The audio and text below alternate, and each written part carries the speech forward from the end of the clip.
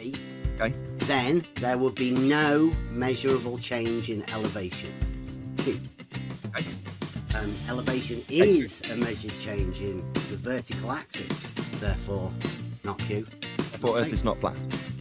And in maths, you can prove whatever you like. I'm saying it's not physics. That's all that I'm saying. Yeah, so where does the proof of your flat Earth, where does that come into it? You measure Earth as flat with a flat baseline to a ground position to start. You can also prove a flat Earth by measuring angles. How useful for proving a flat Earth?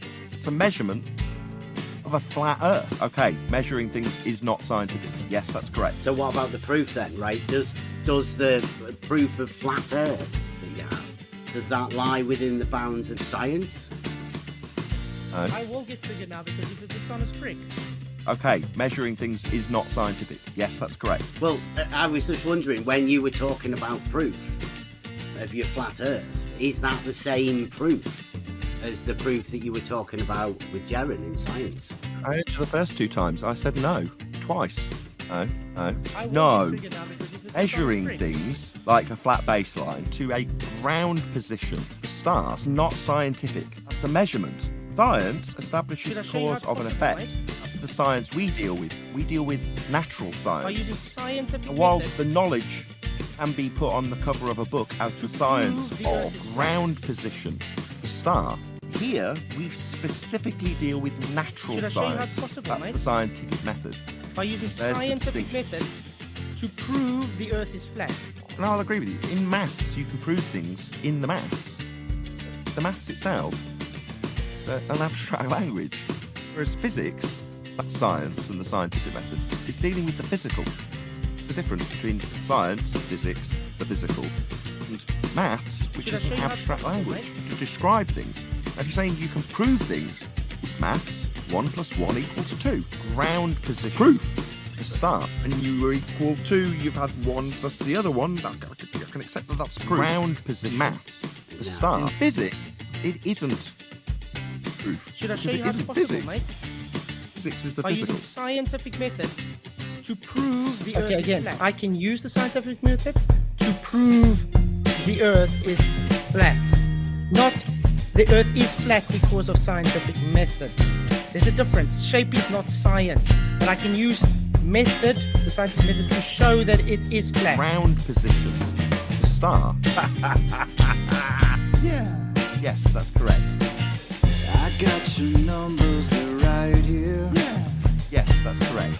It's just as easy as 1, 2, 3. Sphere, not see You thing. have to open your mind. Flat, I see thing. Imagination is all you need. You do know science is also Don't deductible. take advice from fools. That is a fact. Everything that they say is in vain. So this is a flat Earth proof. Yes, that's correct. Never take advice from fools.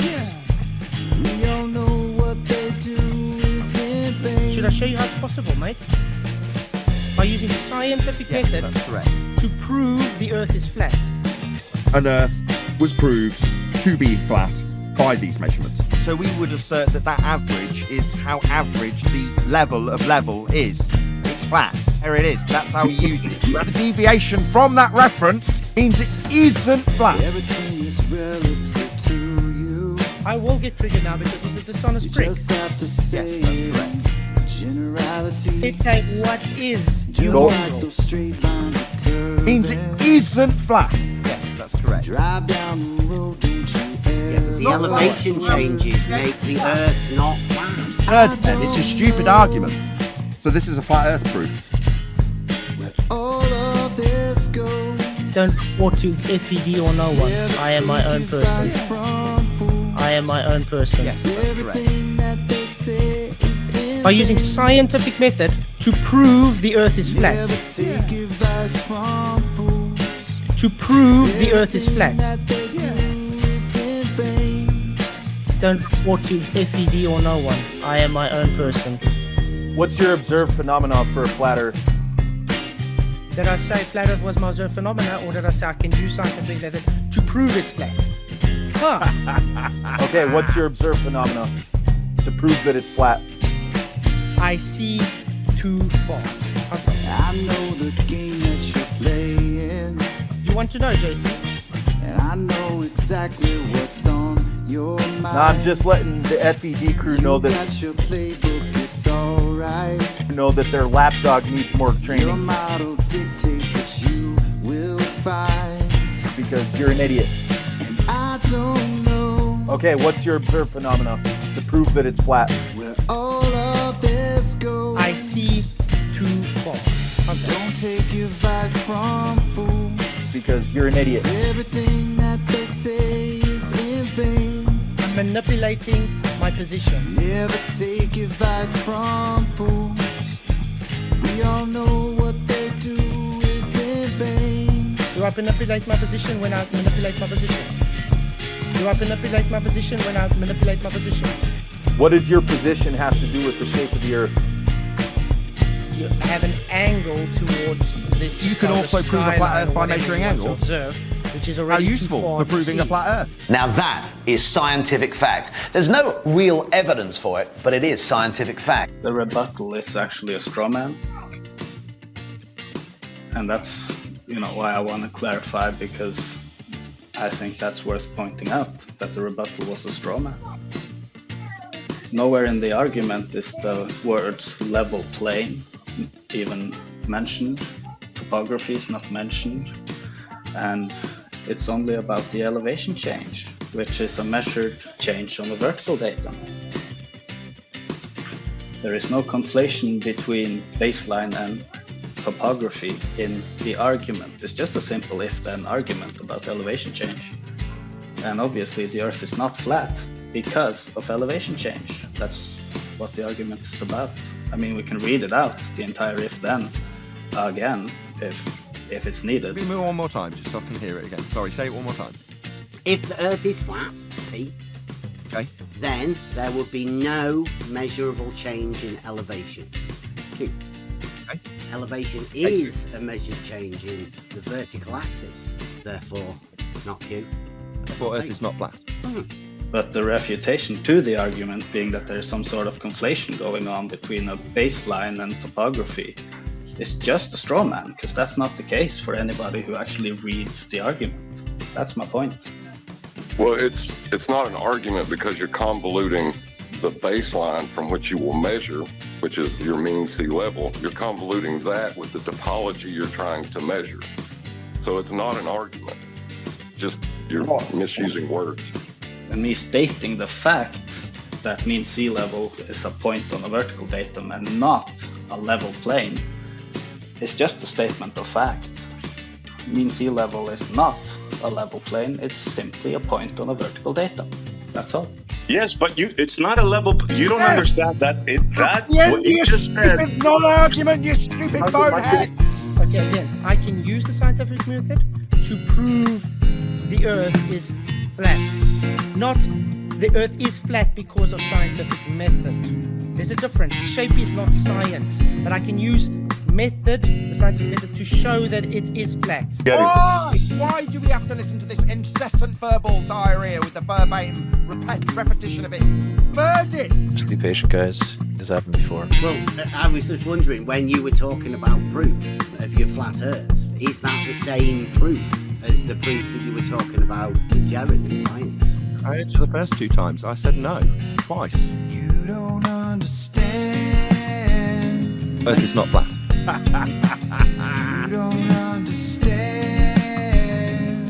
Earth is not flat. Yeah. Yes, that's correct. It's not my problem if you don't want to learn. You're just on your own. Where's the science for a stationary Earth? Okay, way to demonstrate that you don't understand what science is without saying you don't understand what science is. Because science deals with cause and effect relationships. Though natural science, that's the study of the physical and natural world, is what we are dealing with here on Flat Earth Debate. Now that is exclusively the singular scientific method. That is exclusively illuminating the cause of naturally occurring phenomena. So when you say, what's the science of a stationary Earth? Should I show you how it's possible, mate? Okay.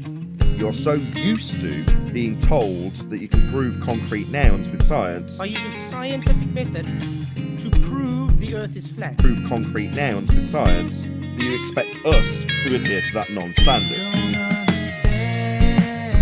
Not the earth is flat. Earth is not flat. Don't understand. Earth is not flat. Not the earth is flat. It's not my problem if you don't want to learn. Because of scientific method. Shape is not science, but I can use the scientific method to prove the earth is flat. You can prove concrete nouns with science. Do you expect us to adhere to that non-standard? It's not a cause and effect relationship that you're asking about. So when you say flat Earth, Should I show you how it's possible, mate? measuring things is not scientific. Yes, that's correct. By using scientific method to prove the earth is flat. That's not something happening. That's not an occurrence. That's not a phenomenon. You're not going to get an IVDV relationship. Do I manipulate my position when I manipulate my It's position? absurd to ask us for the science of flat Earth. You can use method, the scientific method, to show that it is flat. Oh, you can ask for the measurements of flat Earth, the geometry of flat Earth. Okay, measuring things is not scientific. Yes, that's correct. The practical application of flat Earth, you can ask for all those things and we can provide them. You don't understand. Earth is not flat. Not the earth is flat. You don't understand. Not the earth is flat. Earth is not flat. It's not my problem if you don't want to To learn. a ground Just position. on your own. But asking for the science of a concrete noun demonstrates you don't understand what science is. To a ground position. No reason, To start. no logic, Ground no position. wisdom, To start. no worries. Elucidating the cause of an effect, and the You're effect just on your own. exclusively natural. Only natural. Does that lie within the bounds of science? To question. Ground position. To You're just start. on your own. So what about the proof then, right? Does the proof of flat Earth, does that lie within the bounds of science?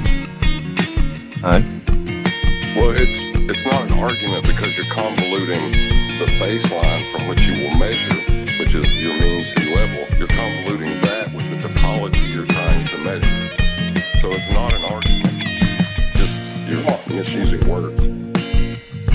What does that have to do with the shape of the Earth? Sphere, not see thing. Flat, I see thing. I will get triggered now because he's a dishonest prick. You can use the scientific method to prove it's flat. Flat itself is not a science. You want to know how I can use science to prove it's flat? Have you ever thought of that? How do you do it? Was that your Proof. exit? What? Are you going to try and plug your shit on my channel? You No, stupid why clown? would I want to do that? Lost. Lost. If you're telling me you're going, I didn't thank you in return, you noticed. Yeah. Keep watching Nathan Oakley. And we are live. Good day, everyone. It is well, it's Monday, isn't it? I guess in model affliction, but I think they're all turning into this model affliction at the minute. I think everybody's getting a little bit model afflicted. I've got all sorts of stuff all over the place to go over. Still trying to work out what's going on with these guys. Trying to work out that where the link or the break is within reality. I'm guessing modern day times there's a lot of stuff that have been placed within your mind that makes it so you're unable to see reality through the schema, the model that you've already built around yourself. Picture on in the live stream right there now. Philosophy. Questions that may never be answered. Religion. Answers that must never be questioned. That's pretty much where we are, I'm guessing. Don't think I've ever, other than making the claims about level being a straight line on a horizontal plane, I don't think we've ever really made any other claims apart from the geometric claims. But we have asked a lot of questions. Should be very clear that nobody's ever bothered coming asking us about how we know that level is horizontal, where the reasoning lies behind that. Nobody's bothered. But we do have it. We do have the proof. But the questions that we've been asking, they don't really like those questions. In fact, to the point that we get banned. They don't want us going round there asking questions. So, got a few of those sort of things to go over today. We've gone over a lot of stuff in the past. Seems to have been forgotten, all of the stuff that we've been through, because the conversations within this arena, they go round and round, they're circular. You'll have heard the same stuff being said again and again, many times. I don't even know where to start. I've got so much stuff on the go here. There was a clip made. I was watching, you know, like I like to keep an eye on all of the things that are going on and how people get fooled within this arena. I feel sorry for the people within this arena. I came in wanting to, you know, point out something that I've noticed in reality, where some people just, you know, accuse people of different things. Know whether we can get these clips. Let me just get these.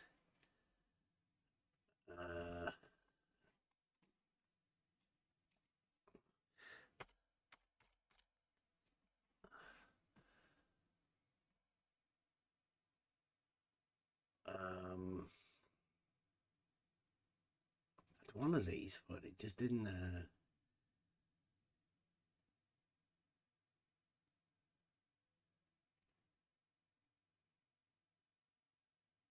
Oh, where's it gone? Should have sorted all of this stuff out.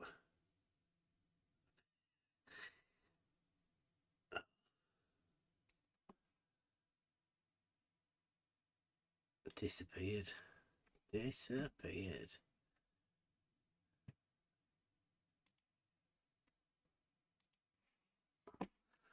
Right.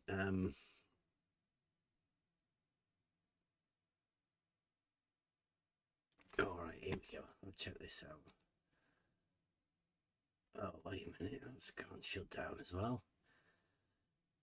I've got some certain things that don't allow in my video editor. It just shuts it down. So.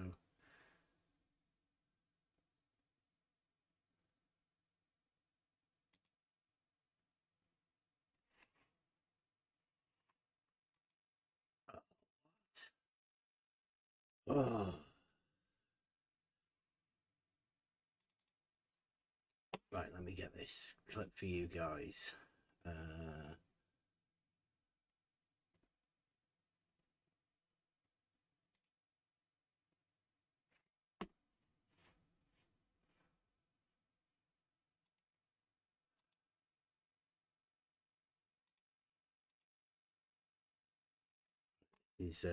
This isn't the way I wanted to do it, this way around, but just point this out. This is a clip I recorded over the weekend. You can hear this. This is obviously QE, but he's telling you about the new #1 proof. Listen to this. Oh, and orbits, by the way, you're going to need elevation angles for that. Do you know that's a #1 flat earth proof now? It's probably going to be for the rest of time. She doesn't know that. Okay, so the number one flat earth proof, probably for the rest of time, is an angle. QE. I don't know why he's saying that, because it's ridiculous. There's so much contention around this angle. They call it a triangle, but then they say you can't do trigonometry upon this triangle, even though it's just a measured angle. Flat earthers are losing it. It's bad. We've been saying for quite a long time there's a problem with this angle, and people seem to imagine that you can perform miracles with just an angle. I'll play it again. This is literally QE from a video he did last night, I think it was. Oh, and orbits, by the way, you're going to need elevation angles for that. Do you know that's the #1 flat earth proof now? It's probably going to be for the rest of time. She doesn't know that. The #1 flat earth proof is an angle. An angle that's a triangle. Some people consider it an entire triangle, but we've been saying it for a long time. You can't do it. You can't measure an angle and get an entire triangle. It's ridiculous to even consider it. Is that not Black Swan off the podium? Looks like it from QE. But Wow. see, what Nathan does though, right? Nathan takes it one step further, and Nathan says it's measuring the earth flat. But QE doesn't actually say that. It's not the proof. The proof is just the angle.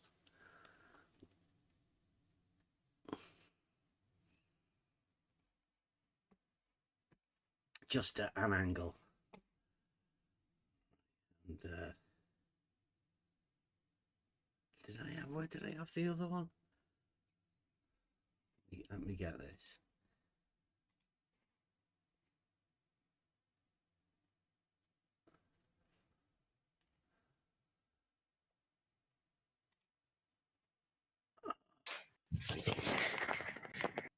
I had this all set up, and then my thing messed up because of certain videos I did ages ago. Just crashed the system.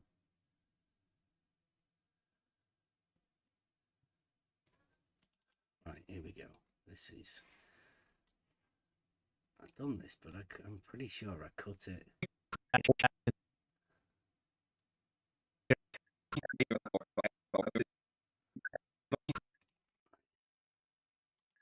Hey, Craig. Austin, if I played that, right? Okay, yeah, here we go. This is from another one at the weekend. There was Fight the Flat Earth and Austin Whitsitt, and midway through, well, I don't know, midway through, I think I saw Paige doing that. Listen to Fight the Flat Earth here first. Take it or leave it. Hey, Craig. Austin, if I implied that you're a bad dad, or if I've ever said anything that relates to your children, I sincerely apologize, and it was wrong for me to do. Okay, that it was never my intention to attack you as a father, and if that was what I did, then I sincerely apologize, and it was the wrong thing to do. Okay. There you go. Right. Thank you. So, Fight the Flat Earth apologizes to Austin Whitsitt. I mean, I'm guessing, there's a bit of money involved in this, I think. Monetization, maybe Jaren said, you're not allowed to go around calling people child abusers. And I don't know whether he did call it to Whitsitt or not, but I'm waiting for my one. Because if you want to, let me see if I can try and get these clips sorted out here. Yeah, I'm still waiting for an apology from Fight the Flat Earth.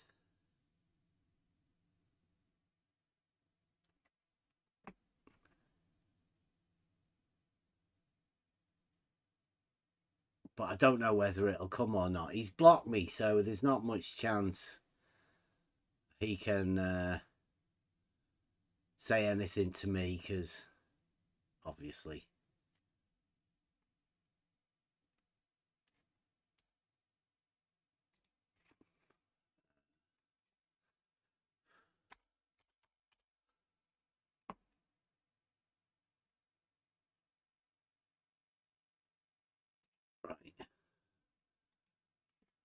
Proves things to him. So he gets his proofs through maths. Oh. I get most of my proofs that I've gained since somebody called me nasty names for saying truths to my child. But ever since I got called that, I have gained You haven't geometry. You haven't proved anything. You don't understand the calculation involved. And what you've done, you fucking piece of shit, is brainwashed your 13-year-old autistic child. Pardon? You've brainwashed your 13-year-old autistic child, and that is fucking detestable. By telling him that level is a straight line on a horizontal plane. You are telling him the Earth is not a globe. Oh dear, Craig. You are telling him the Earth is not a globe. You have brainwashed him. When did I say that to him, Craig? You are telling him that the Earth is flat. You can deny it all you like. You can deny it all you like, but you are teaching your child flat Earth shite. Pardon? And it is ruining his life. I've just explained to you that the Earth is not flat. Right, so don't tell me. You are a flat earther. You are a flat earther. And you have taught your child that the Earth is flat. You can fucking argue it all you want. I have not taught my Yes, you child, have. Craig. Yes, you have. No, I haven't. And that is fucking Craig, don't detestable. put words into my mouth. You can deny it all you like, but that is what you have done. You have taught your child that every... to stop. So it's like... Okay, can I try that again? I don't know whether it's working or not. This is a video that it is playing, right, to everybody out there on the YouTubes. I'm going to try and get it again so you guys can hear it. I'm just going to try my best. If you don't, I'm sorry, but it's mainly meant to go out to the other people. I'll try it once more.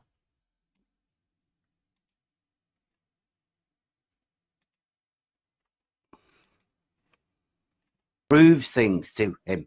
So he gets his proofs through maths. I get most of my proofs that I've gained since somebody called me Can you hear that? Nasty names for saying truths to my child. But ever since I got called that, I have gained You haven't geometry. You haven't proved anything. You don't understand the calculation involved. And what you've done, you fucking piece of shit, is brainwashed your 13-year-old autistic child. Pardon?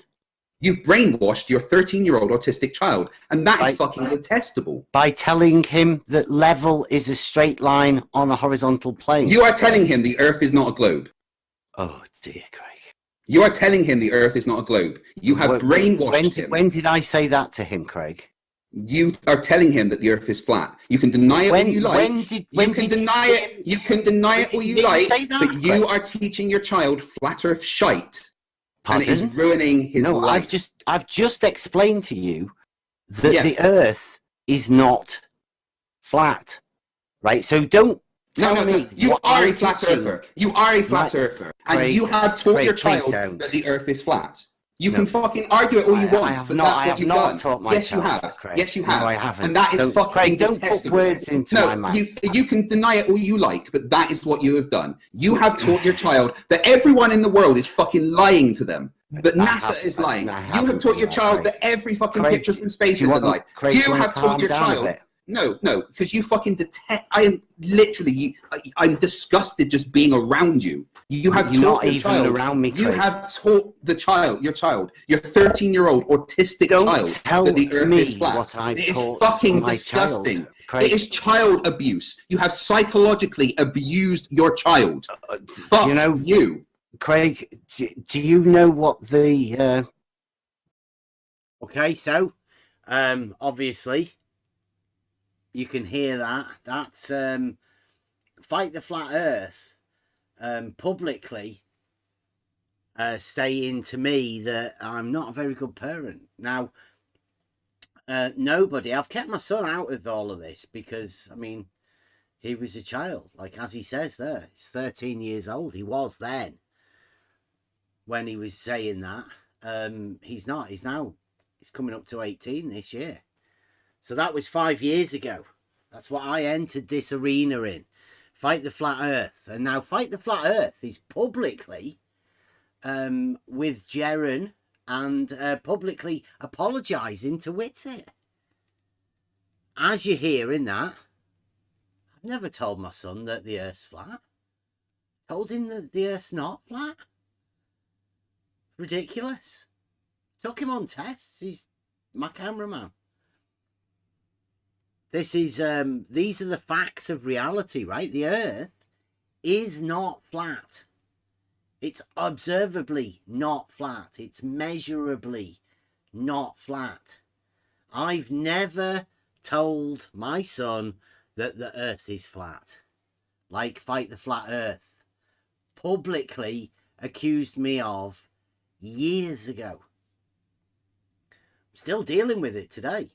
People keep telling me that I'm a flat earther, and I'll tell them it's not flat. The Earth is definitely not flat.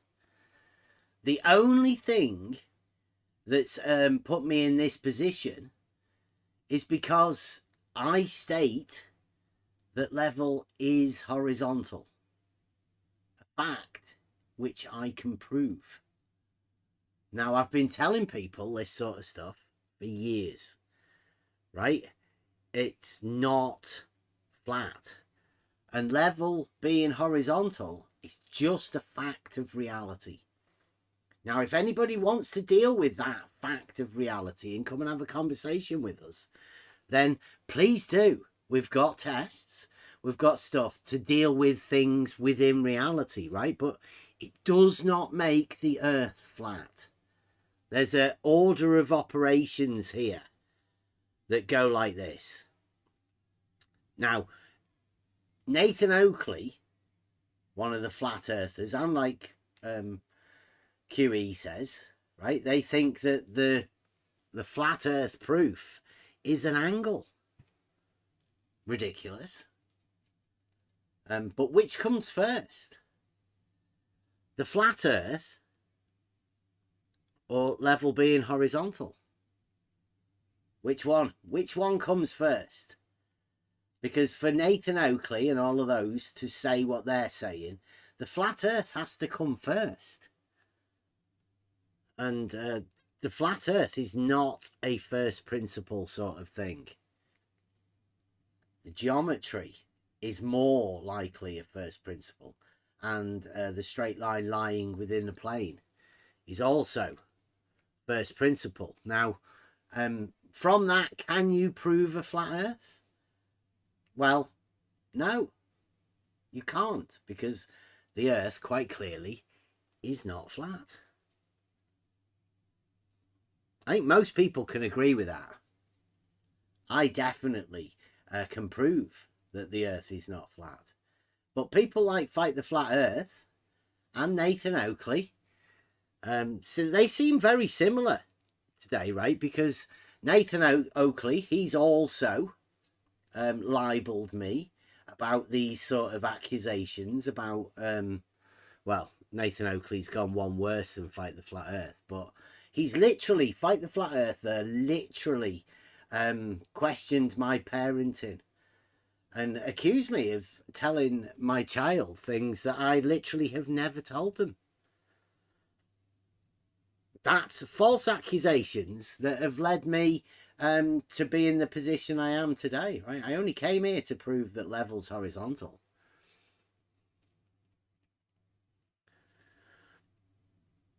That's where we're at.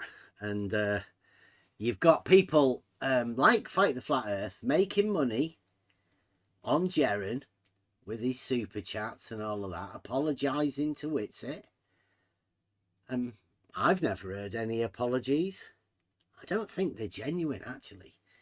Think Fight the Flat Earth. I think I came around at a time where Fight the Flat Earth was making a name for himself, where you were allowed to ridicule flat earthers. And I got caught up in it, in a point where I was proving something to myself. We've gone on a load of understanding of this sort of stuff. It's interesting as well that the trolls are back in the chat again, talking about fucking ridiculous models. Stupid. People want to do that sort of stuff, but we're talking about the personal aspect of all of this now. The modern society that considers just pointing at people and accusing them being child abusers. That's where we're at.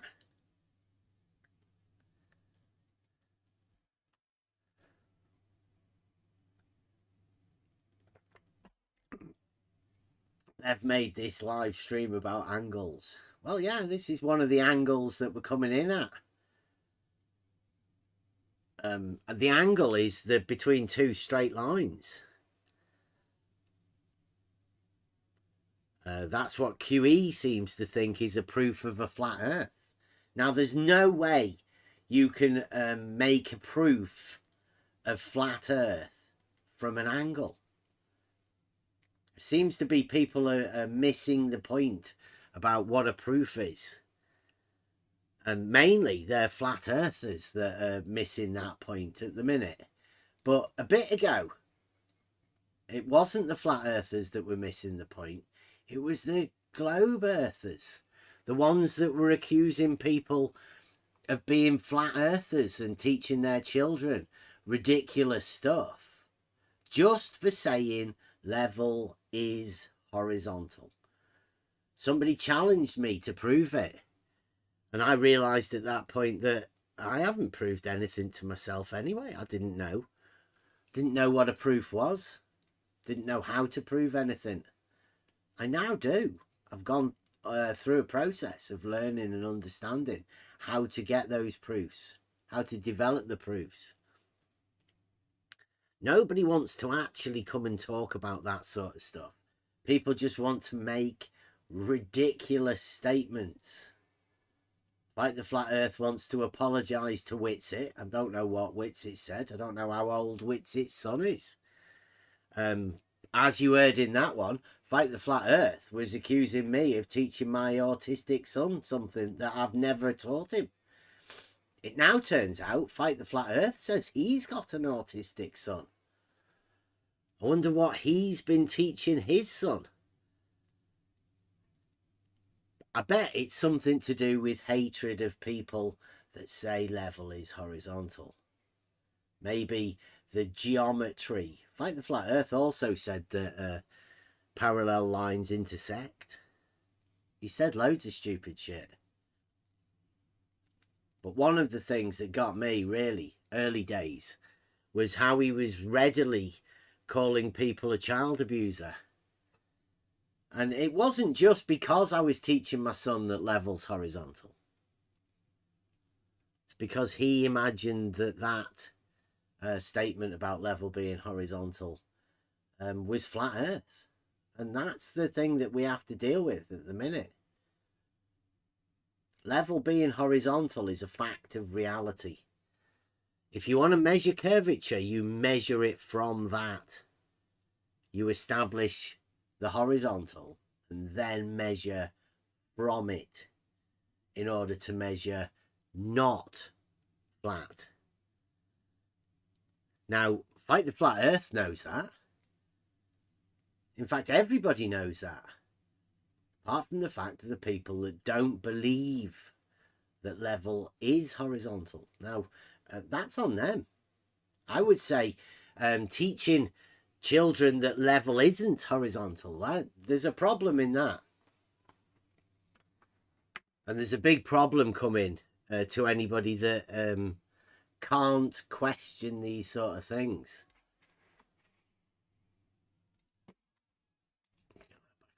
screen. So anytime somebody tell Fight the Flat Earth, I know he won't bother because nobody really bothers. They allow him to do these sort of things. But I'll accept an apology at some point.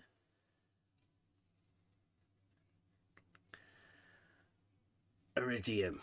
Does anybody want to share the definition of an angle? Let's have a look. We've got this website.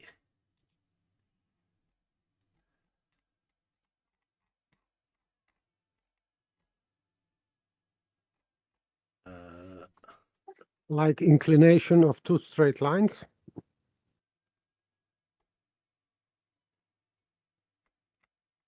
Yeah, plane rectilinear angle. Where did I put that? Pretty sure I had that somewhere.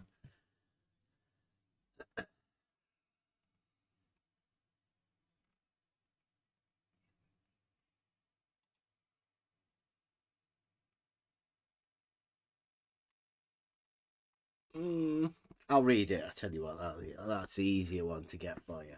Iridium.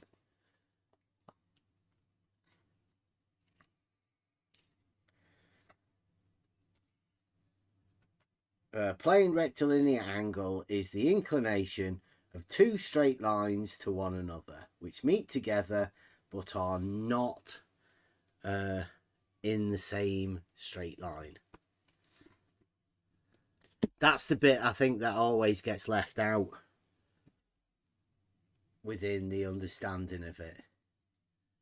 Somebody once said that 180 was a proof of flat Earth for them. But I would say that 180 isn't an angle. Not by the strictest definition of a plane rectilinear angle. It's just a straight line. And a straight line isn't an angle because you require two. So you could figuratively call it a 180 degree angle, but in reality it's just a straight line. Be an angle measured in a different plane, I would imagine. So yeah, an angle. Now, there's no way that you can lead with an angle equals proof of flat Earth. That's not the way anybody does any proofs, particularly not mathematical or geometrical. Just an angle is just an angle. It's within the definitions. So there's not really any proof-based understanding of that. And geometrically, you could either say, within Euclid anyway, they're either less than 90, they're a right angle, or they're more than 90. That's all you get within the understanding of basic geometry. And I think that's all we need to talk about. People want to try and have fantasy ideas of where this geometry goes and what they've done since then, but we're talking on the basic levels here, the basic understanding.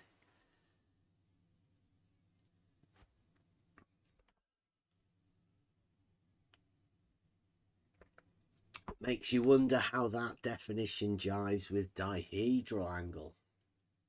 We're just talking about the basic understanding. Is a dihedral angle on a plane? Is that a plane rectilinear angle? Or maybe not. Because it's not really mentioned. Show us where it is in the basic understanding.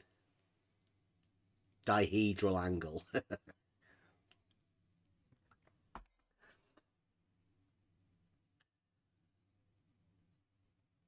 Yeah. We have to come up with, well, we have made these proofs about, oh, well, I don't know what else I forgot. I had loads of stuff set up, but it all just crashed earlier. We were talking about level. Let's go this one here. Hi, try think. This is Fighting Flat Earth. Talking about. Hi, try thinking. Who here lives with a convicted criminal? Well, I guess my wife does because I beat up my neighbor after he stole her bike. But, you know, that's not really an issue. That was great. I remember that. I know, try thinking tries to keep pointing out how I'm such a horrible, horrific person because, you know, I defended my home and wife. Who here is so stupid they think the Earth is flat and is so ashamed of thinking that the Earth is flat that they will deny that they think the Earth is flat, even though every night they go to bed and hug their Gleason map pillow to sleep. We go again. Hi, try thinking. Who here lives with a convicted criminal? Well, I guess my wife does because I beat up my neighbor after he stole her bike. But, you know, that's not really an issue. Not really an issue to fight the flat earth. Convicted criminal that goes around accusing people of being child abusers. That's Fight the Flat Earth. That's the guy that brought me into this. And he's apologising to Witsit.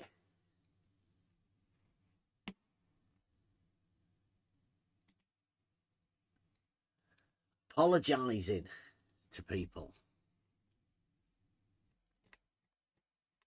To some people. Yeah. Yeah.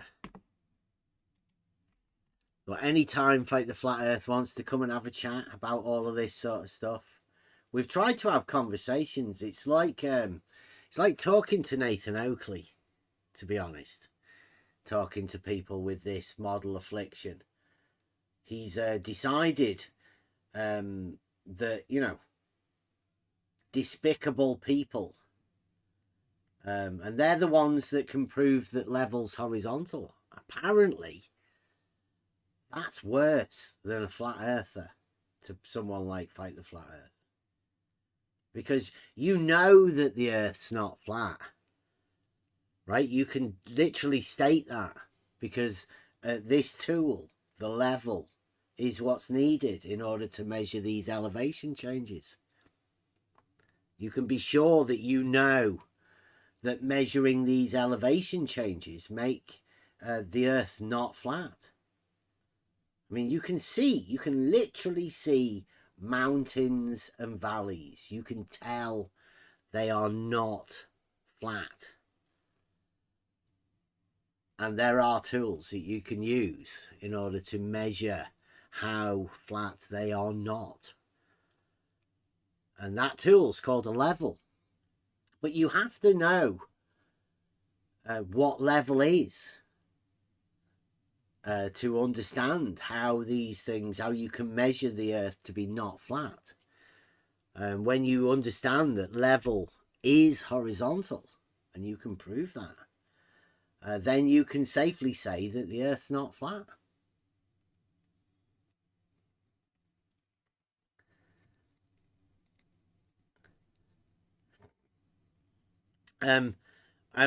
We keep going on about this angle, right? Now, the angle that keeps getting talked about, the one that QE's talking about, he's talking about an elevation angle. Now, this is just an angle in a vertical plane.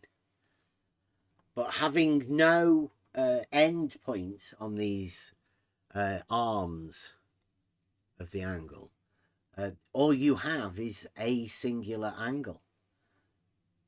Now, that angle exists within the first book of Euclid. As the people in the chat and all of that want to try and imply that there's an angle on a plane, to a plane, from a plane.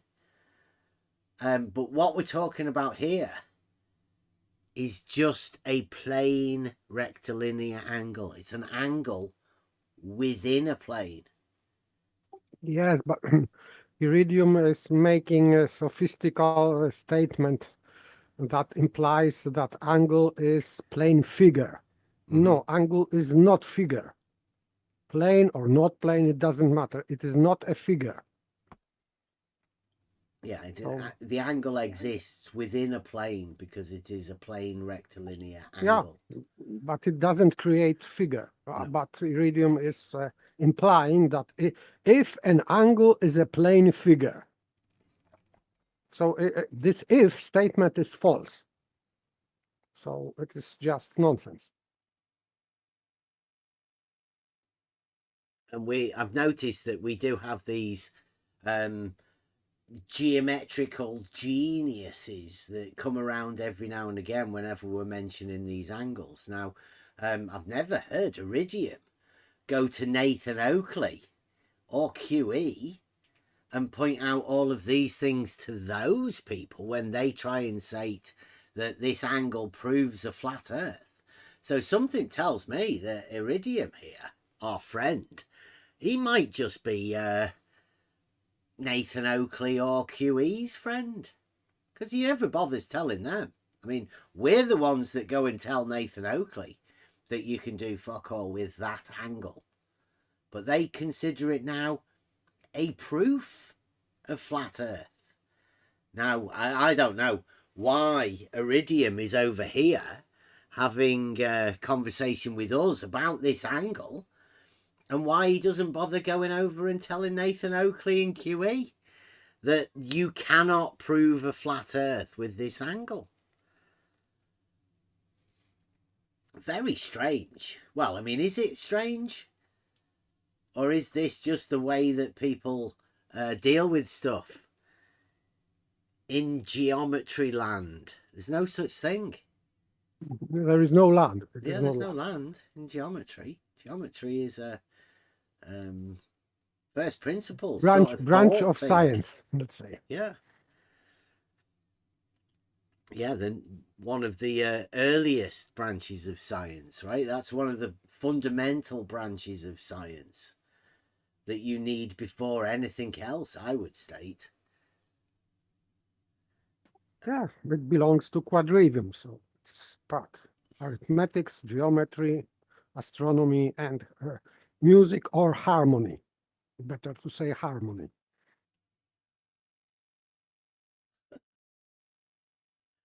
Iridium, he's doing the same sort of thing as Fight the Flat Earth did. Puts us with Nathan. No, Nathan Oakley is a flat earther, Iridium. A rather vile and disgusting, libelous flat earther.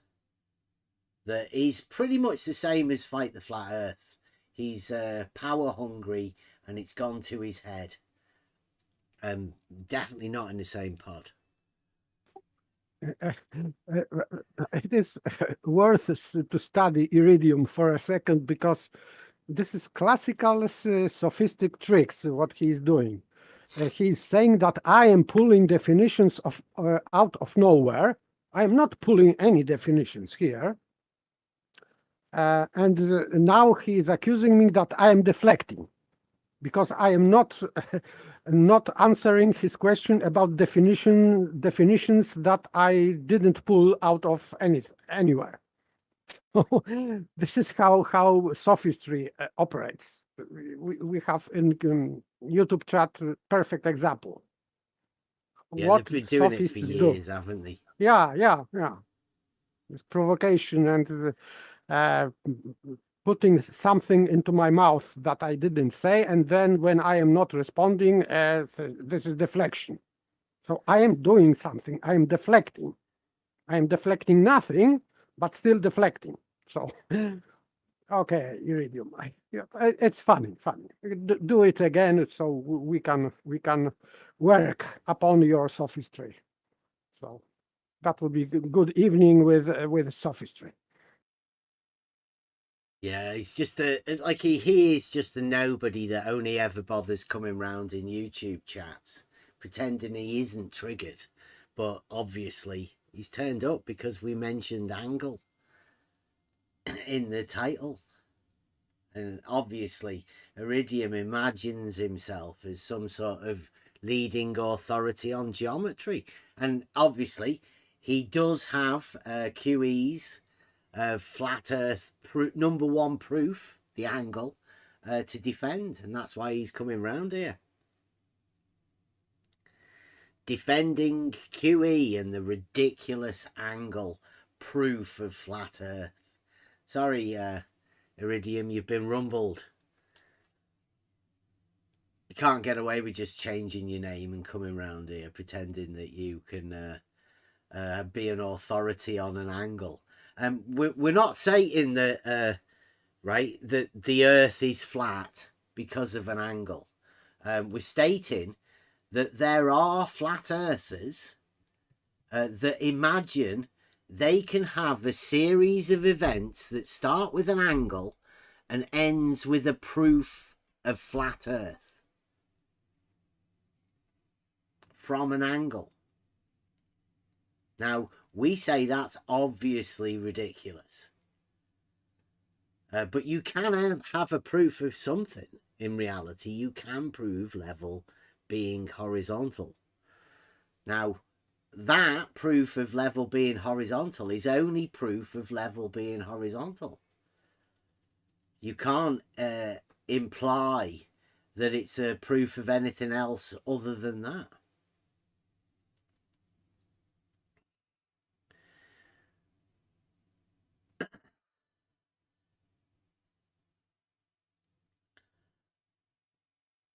So anytime, if that's you, do you have a contact with Fight the Flat Earth? Can you just have a word with him? Get him to come round and sort of apologise for accusing people who know that level's horizontal of being child abusers. Because that's a little bit off, isn't it?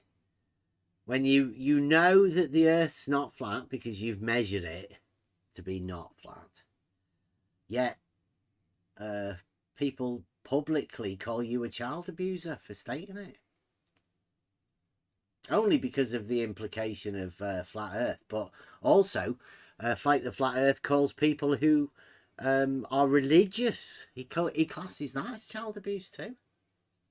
Wonder whether he's ever apologised to all of the religious people for saying that.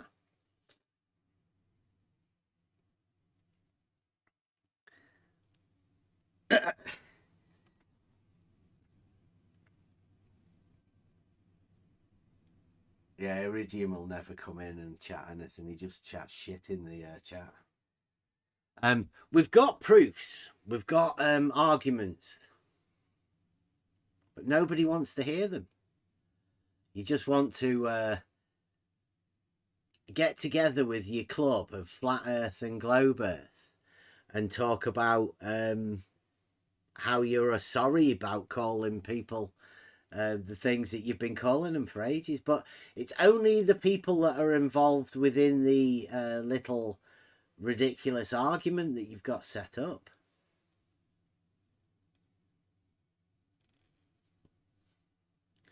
Iridium, yeah. Iridium's getting upset that we're mentioning Nathan Oakley.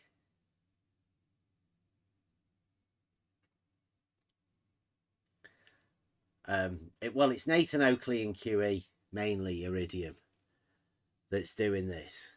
But there are an entire group of people that want to misrepresent a simple proof about level being horizontal. And want to associate that with something that it just isn't associated with.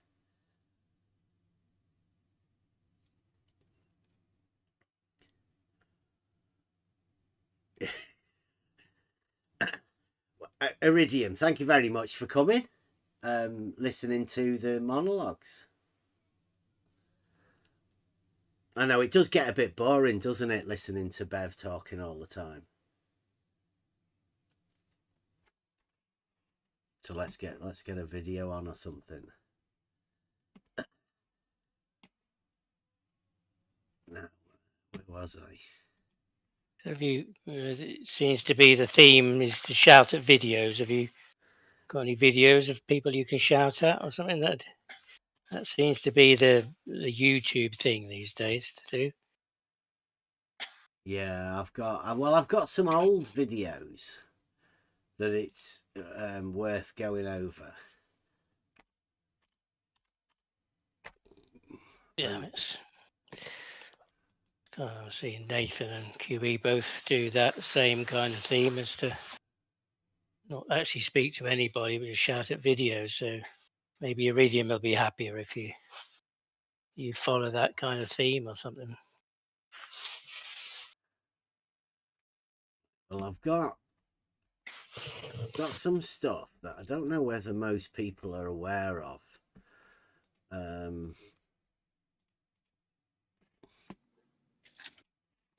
Right, now this is something that we did quite a long time ago. Let's get it on the screen here.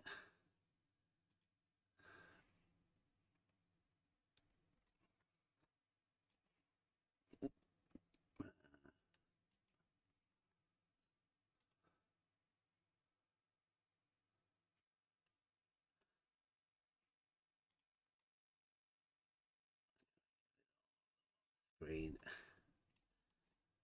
Because this is Blue Marble Science, but I mean, this sort of stuff I've kept hold of. We should do this first, or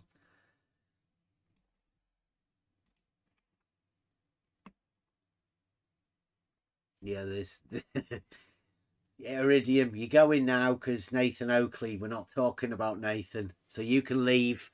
Iridium, we'll be all right. You've defended Nathan, well done. This is Blue Marble Science.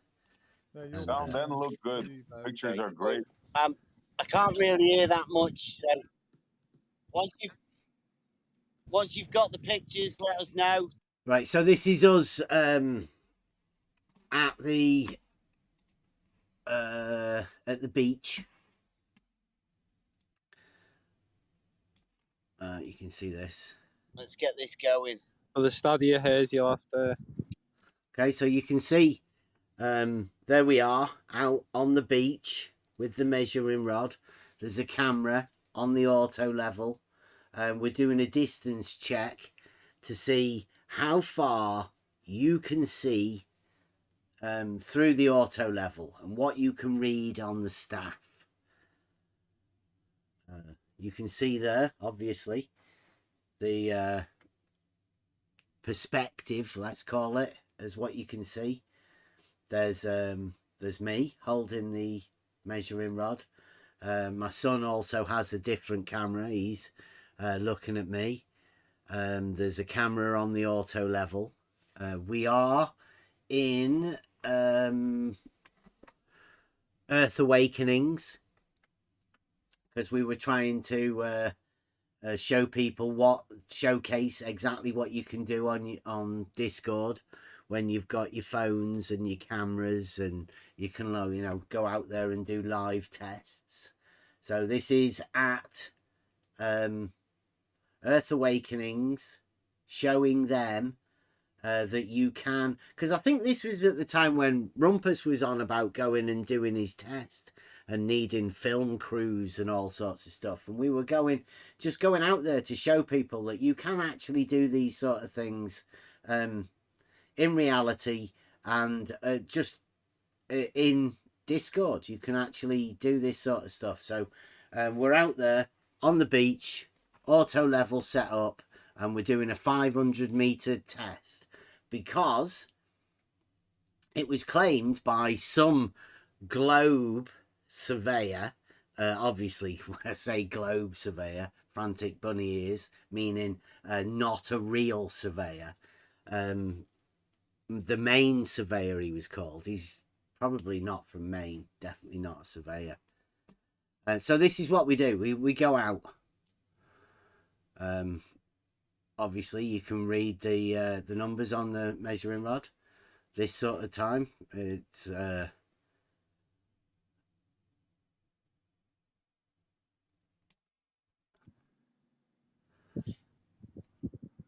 see the camera. We've got two different cameras on the go.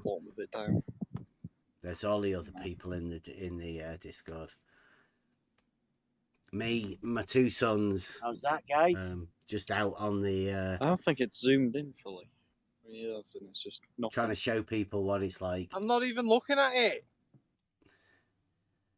You know, on the outside ring at the front 500 meters and reading 3 mil. You want to be able to focus on the top of the 500 meters. It's a bit of a story, There we go. I think. Now that's perfect. Right, 200 meters.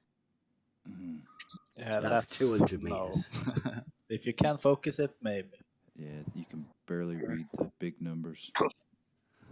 Give us a sec. Remember, the end of this is for us to be getting over there at 500 meters and reading 3 mil. You want to be able to focus on the top of the 3 mil and then move the angle to the bottom of the 3 mil, right? Dad, could you possibly tilt it more towards me? Doesn't look like it's tilted towards us. That's dead center. You go. So that's 200 meters in it. You can see it's hard work trying to focus it. This is an auto level out on the beach. This is obviously Blackpool Tower in the background. No, I don't mean center. I mean as in like it looks like the numbers are slanted.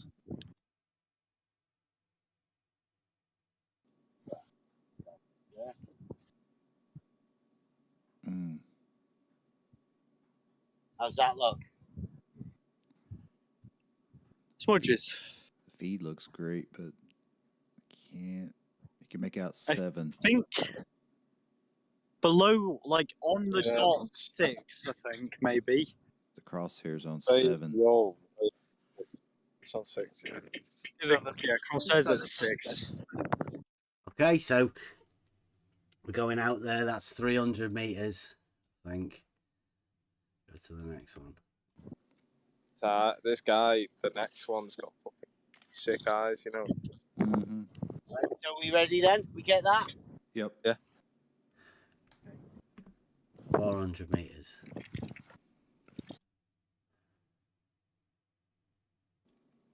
Yeah. 500 meters. So that's 500 meters looking through an auto level. Now, there are some people that claimed quite a long time ago that they could tell the separation of verticals. They could tell that plumb bobs are not parallel because of an angle measured over 500 meters. Now that angle that was measured was 3 millimeters. So what you'd have to do in order to do what they claimed would be to measure 3 millimeters in that crosshair. Impossible, because the crosshair is much bigger than that to start off with. But if you wanted to know what it looks like looking through an auto level at 500 meters, that's what it looks like. You want to think that proves anything? Maybe. I don't know. Is there some sort of angle there that somebody could get that proves a flat earth? I'd state not, but other people might say that there is.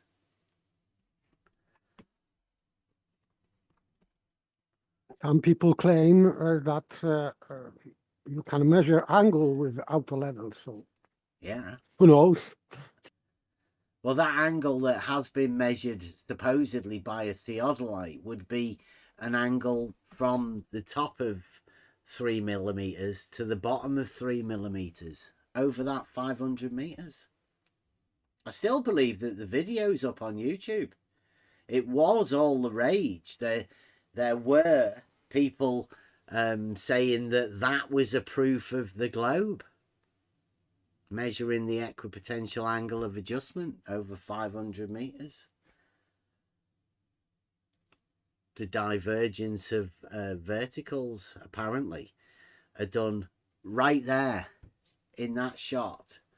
People have claimed to have measured vertical and horizontal being not perpendicular over there. That's what's been claimed by people.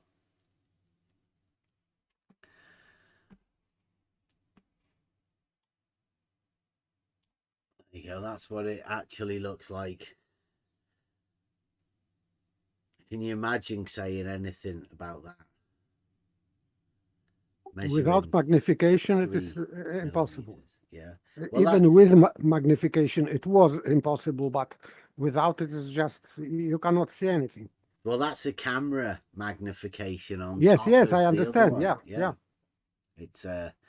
It's crazy for anybody to imagine that they can do anything like that. And also, because the camera and this lens system both have their own lenses, the camera on the phone struggles to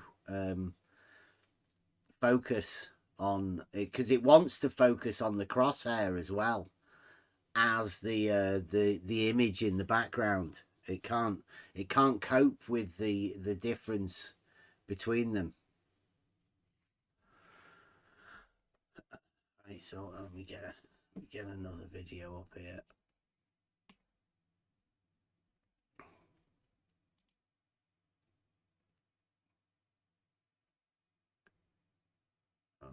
What else were we going at?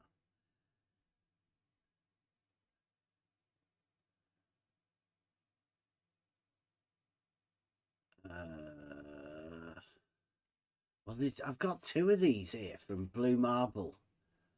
Is level horizontal on it?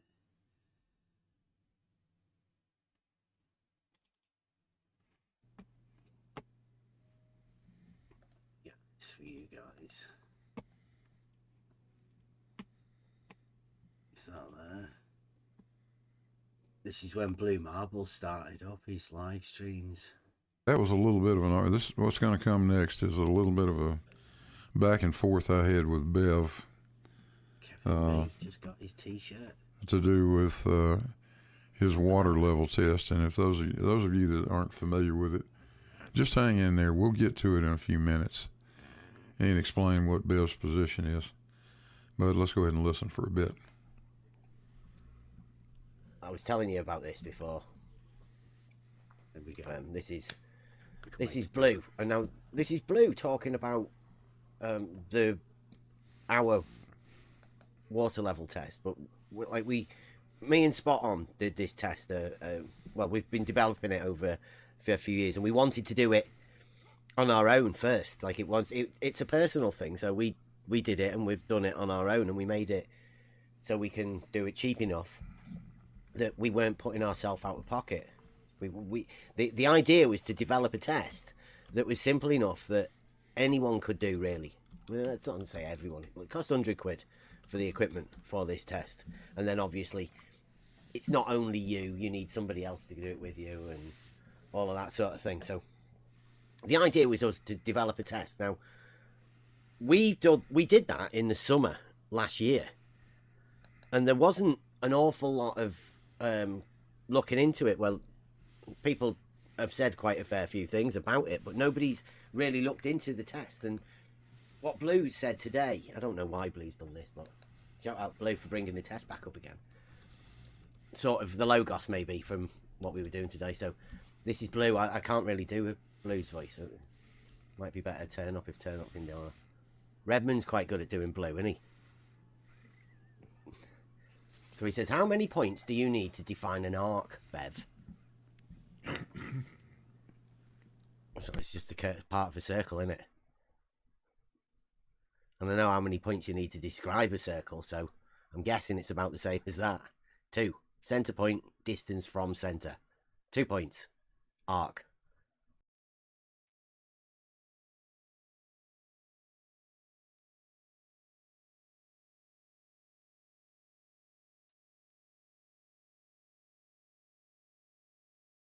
And by the way, points are not defining line. Blue says, I've got news for you. Yeah. 2 won't do it. I think he messed up. Which was a bit of a shock. Whoops, sorry about that. Had the mic muted. I've got too many mute buttons around here. No, Bev, you can't define an arc with 2 points. An arc is a segment of a circle. You need a starting point and an end point. You need something in the middle, and that will define what the radius of the arc is. I thought you knew all about geometry, buddy. Something went wrong, I guess. Because that's the only way you can define or describe an arc is by the radius, right? That's 2 points. Straight line. Sorry, Blue, but I mean, yeah. And he says, when you take only the 2 ends of a water level, all you can do is define a straight line. I agree. The shortest distance between those 2 points is a straight line. But it's on a horizontal plane. That's the plane contains all of the straight lines within it. So the tool establishes a horizontal plane of reference. But the 2 points and the shortest distance between the two would have to be a straight line, but also horizontal. Straight line with neither end being higher nor lower than the other. That's a horizontal. So thanks, Blue. So Blue continues, because obviously that's not going to be enough. He says you have 2 water levels or 1 with a center tap to show the curvature. I mean, I'm not too sure what. Anybody? I'm going to pause right there. Can you hear me, George? Oh, yeah. George, warning, this is about that sort of time. Don't know, you can hear it in George's voice. I'm not too sure. But, you know. George is around. Yeah, I got you, Blue. Hang on, I got a phone call. I'll be right with you. Yeah, okay. You have all right, we got George joining us. TWO. You have 2 water levels or 1 with a center tap to show the curvature. I.e. Is he saying 1 from A to B and then another one with A and B with an upright in the middle? Well, I think he means you have 2. Have to have 2 water levels. Well, actually, all you got to do is read what I wrote. You have to have 2 water levels or 1 with a center tap. How hard was that? Right, well, how do you... This is one of the things I was trying to work out at the time. I don't know how Blue imagines having 2 water levels can show a curve. I don't get what he... why you have to have 2. And how you would be able to tell. I'm guessing that's why they never bother coming round and, processing this information. Because you can prove a straight line. I'm not too sure how you would prove to show the curvature. You cannot prove. Levels. You can only imagine between 2 ends of water level. You can imagine curve, but this is matter of imagination, not proving anything. Yeah, well, that's what he says there, to show curvature. He says you have to have 2 water levels or 1 with a center tap. I don't know how he would get to show that. I don't get it. Can't work out what blue marble science means, because obviously we've got the Realising Euclid Test, and we've got there's many different versions of it too, but I can't work out how blue marble could get 2 water levels or one water level with a center tap to show curvature. I can't process that. And I'm guessing that'll be one of those like philosophical questions that will never have an answer because they can't give us an answer. There's nothing there. And it's not even worth bothering about, really, trying to tax your brain on what the fuck he means, because there's no answer to it. Or one with a center tap to show the curvature. He just means an upright in the center. Yeah. Right. He says, i.e., the very test you refuse to do, and the only way it can be done in reality. Right. Well, news for you, Blue.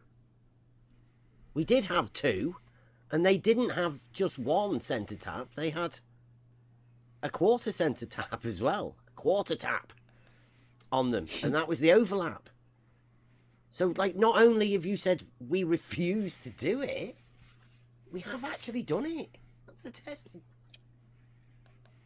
No, you haven't actually done it, Bev. And I'm going to be showing that here in a minute. What you've done is proven that water is level using a water level, and that's all you've shown.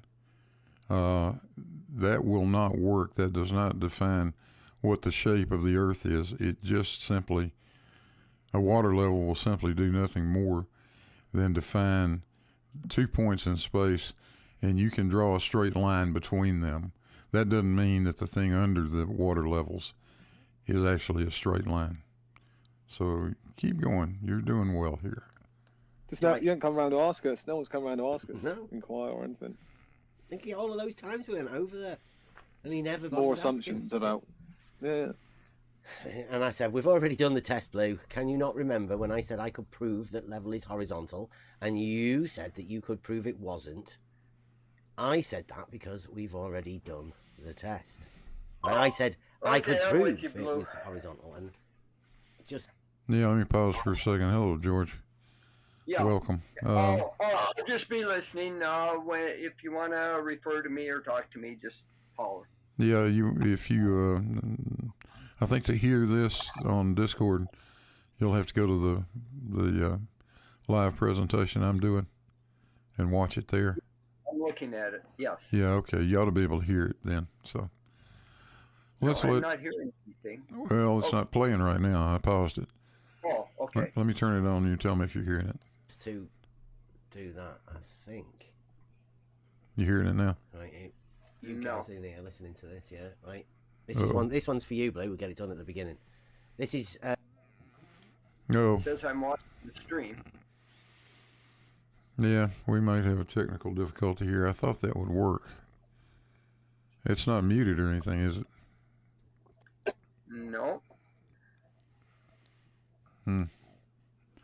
Okay.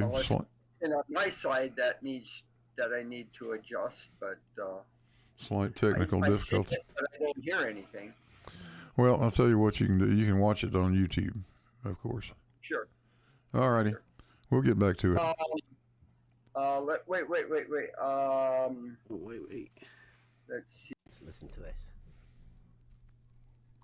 On your model, Biff, on a flat Earth. No, Blue, level no, and horizontal. Blue, stop it. Blue, okay, then tell me what your model is. I don't have a model. I do not have a model. Other than saying level is horizontal. I do, and my model says level is not horizontal. Brilliant. Okay, so Blue Marble has a model that says that level is not horizontal. Like we said, I don't have a model. I do have a proof that level is horizontal, though. That proof of level being horizontal leads me to come to the conclusion that the Earth is measured, not flat. We use that proof to build upon, to be able to make the statement that the Earth is measured, not flat. But first off is having the proof that level is horizontal. This is where I say the order of operations here requires you to have the understanding first and the proof that level is horizontal. That's the first necessity. Then, from that, once you know that, you can then make your conclusions for other things. You can turn that level being horizontal into a lemma. From the conclusion into a lemma, and then you can build upon it. That's the structure of proofs within this axiomatic system.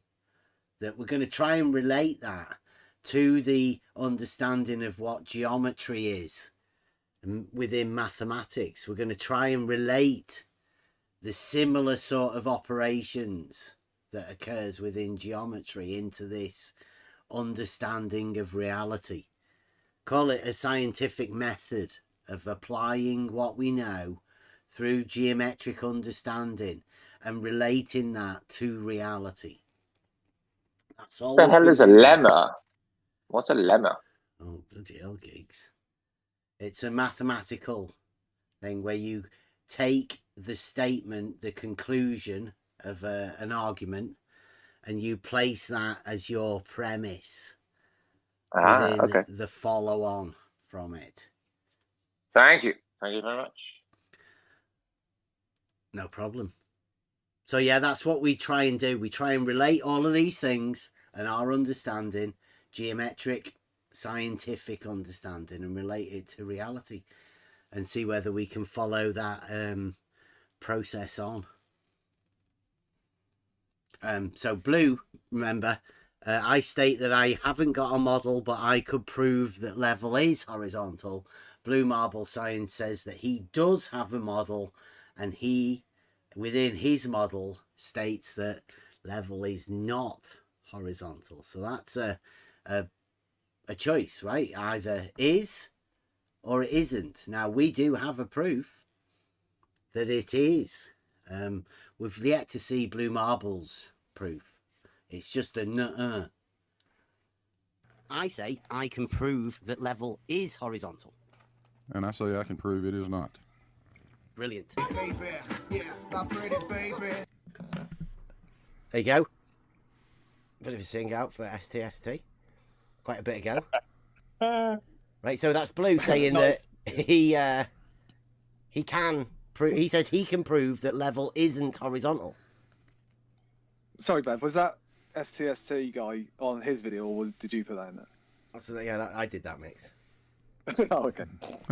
Sorry, I just thought it was on the original. On the original of the Blue one, yeah. Mm. Yeah. That was a big moment, right? Blue said he could prove that level isn't horizontal. Slope, that was the big slope video. I'll put that in the... all of these these videos have already been done. Nothing ever comes of them. Share the video out on the YouTubes. Nobody really bothers. That's the one that Blue, where Blue states that he can prove that water level. That's when initially we started the challenge, the proof for proof challenge. So, yeah, that's Blue. Right. So, Blue says, that's where I said about that. Then Blue says, you ran a test that can't show curvature, Bev. Well, it can't. It's a rectilinear test. It's a straight line test. There's no curvature. That's what the test's for. It's to show a straight line. How you can do practical Euclidean geometry in reality. Now, wait a minute. Practical Euclidean geometry. You're saying that you can hook up a water level, get 2 points in space, draw a line between them, and call that practical Euclidean geometry? I believe that's a bit of a stretch. Oh, well, there you go. That's what Blue Marble says. Practical Euclidean geometry is applied by a water level in reality. Tell me it isn't. It's not a straight line, not a horizontal plane of reference. Is that not practical Euclidean geometry? Blue Marble says, no. Well, I still say, yeah, absolutely. Practical Euclidean geometry, just in reality. There's no need for anybody to place a model in there. Can you prove that level is horizontal in reality? Simple. Yes, of course you can. There's loads of things that rely on these sort of facts. Definitely. Again, Blue Marble Science, he's replying to this video that we've done. We'll get onto that in a bit. But this is the point of the reality Euclidean geometry in reality on Euclid night. I know you're listening, Blue. Yeah, and he says, you could come in and voice all of these yourself. Look. You ran a test that can't show curvature, Bev. It's a bogus test. Can't you remember telling me that all you've proven is that water is level using a water level to prove it? No, Blue. It's a straight line test. It's a rectilinear test. Notice Blue's come back in the chat, so he was listening. One of those numbers, definitely. Blue Marble Science. Sat quiet. No, Blue, we just proved that the guys lied. There was no measuring anything on Blackpool Tower. Don't be ridiculous, Blue. You're talking rubbish. To prove the first proposition, book 11 in Euclid. I must have missed something. I'll be damned if I know what kind of test this would be, other than maybe checking for leaks in the water level. Well, I mean, I have no idea what he thinks he's proving. If you'd have asked us at some point, we would have told you. But nobody did. It's easy to tell. So, he says, you absolutely have to have a straight line between the endpoints to measure the center against, and that's the part you refuse to do.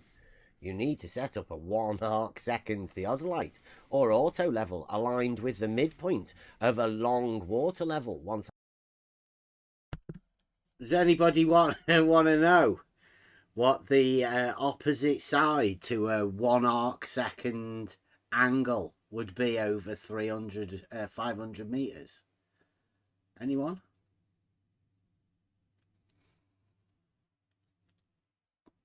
Blue Marble Science. I'll go back. Opposite angle? The opposite side, yeah. To the angle, over 500 meters. 1 arc-second, 500 meters. You've got 500 meters. You've been given the radius, right? So you can have an opposite side to that angle of 1 arc-second, can't you? Yes, but... Any idea?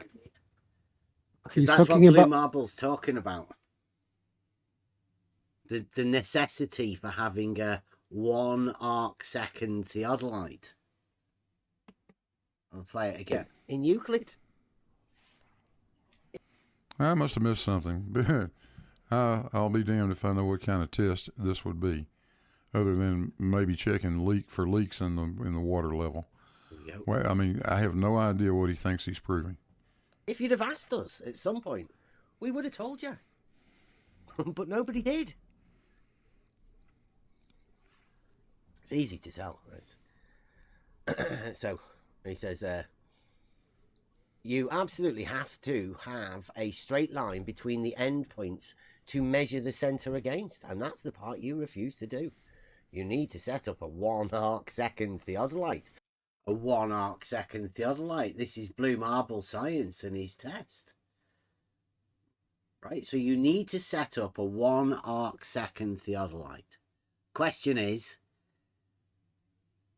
how big is that opposite side of a 1 arc-second angle that Blue Marble's saying with the theodolite? How big is that opposite side if the length of the side, the other sides are 500 meters? So you've got 2 arms of an angle, 500 meters. What's the distance of the opposite over 500 meters? We did just go over it earlier. It's I think it's 2.1 millimeters or something like that, I think. Blue, I know Blue won't do it, but we said 3 just to, you know, because that was what was claimed. That's why we went to the beach, because a certain person had claimed to have used a 1 arcsecond theodolite and measured an angle of 1 arcsecond over 500 meters. It's amazing that Blue's using these sort of things.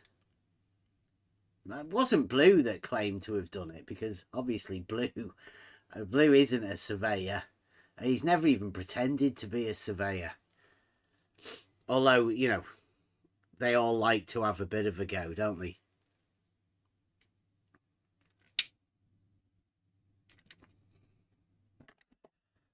I know you can't do the trig, Blue, because it would show, wouldn't it? Because at 500 meters, you would need to be able to measure that 1 arcsecond angle. If you're claiming that a theodolite is accurate to 1 arcsecond, then you should be able to measure that 1 arcsecond.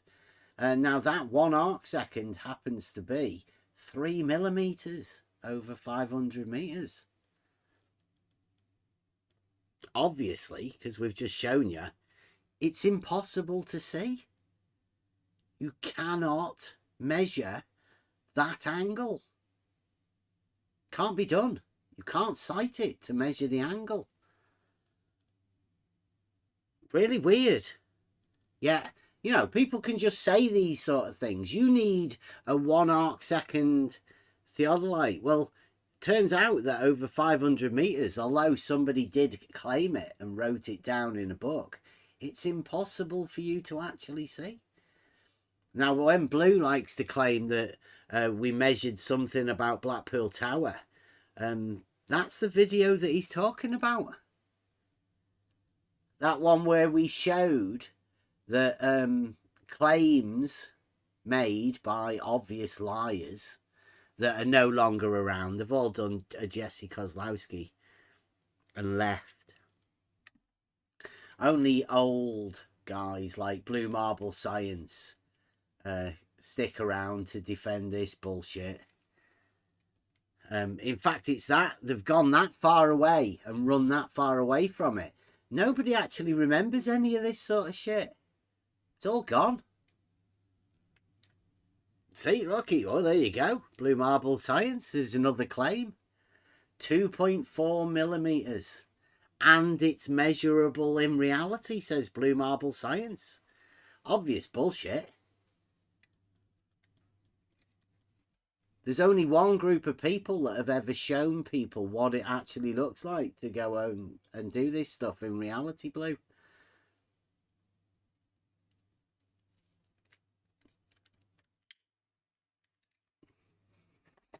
The only way it's measurable is with a tool called a water level, because that's accurate, more accurate over those sort of distances.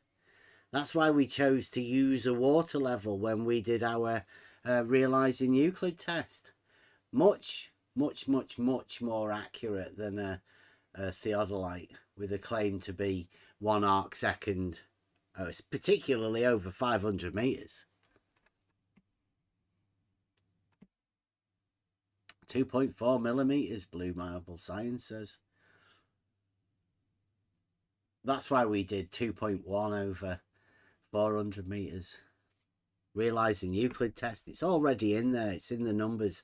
We've sorted it out. The proof. Or auto level, aligned with the midpoint of a long water level. 1,600 yards would be good. Interesting. It's a good measurement. And measure the drop at each end. There you go. Measure the drop at each end. Sorry, but if he's saying or writing that drop is on both ends, it means that he's measuring this from the middle, and Yeah. he's not there. The hump. So it is impossible. This is blue marble science. He comes up with all of these good tests. He says it's measurable in reality.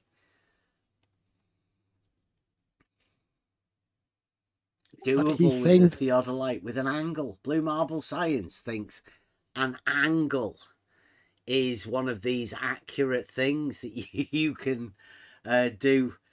Like, he thinks you can actually measure a 1 arc second angle over 500 meters. He doesn't understand proportions or anything. Imagine that. The length of the triangle with the sides 500 meters. He wants to measure the opposite. A 1 arc second angle. Absolutely crazy.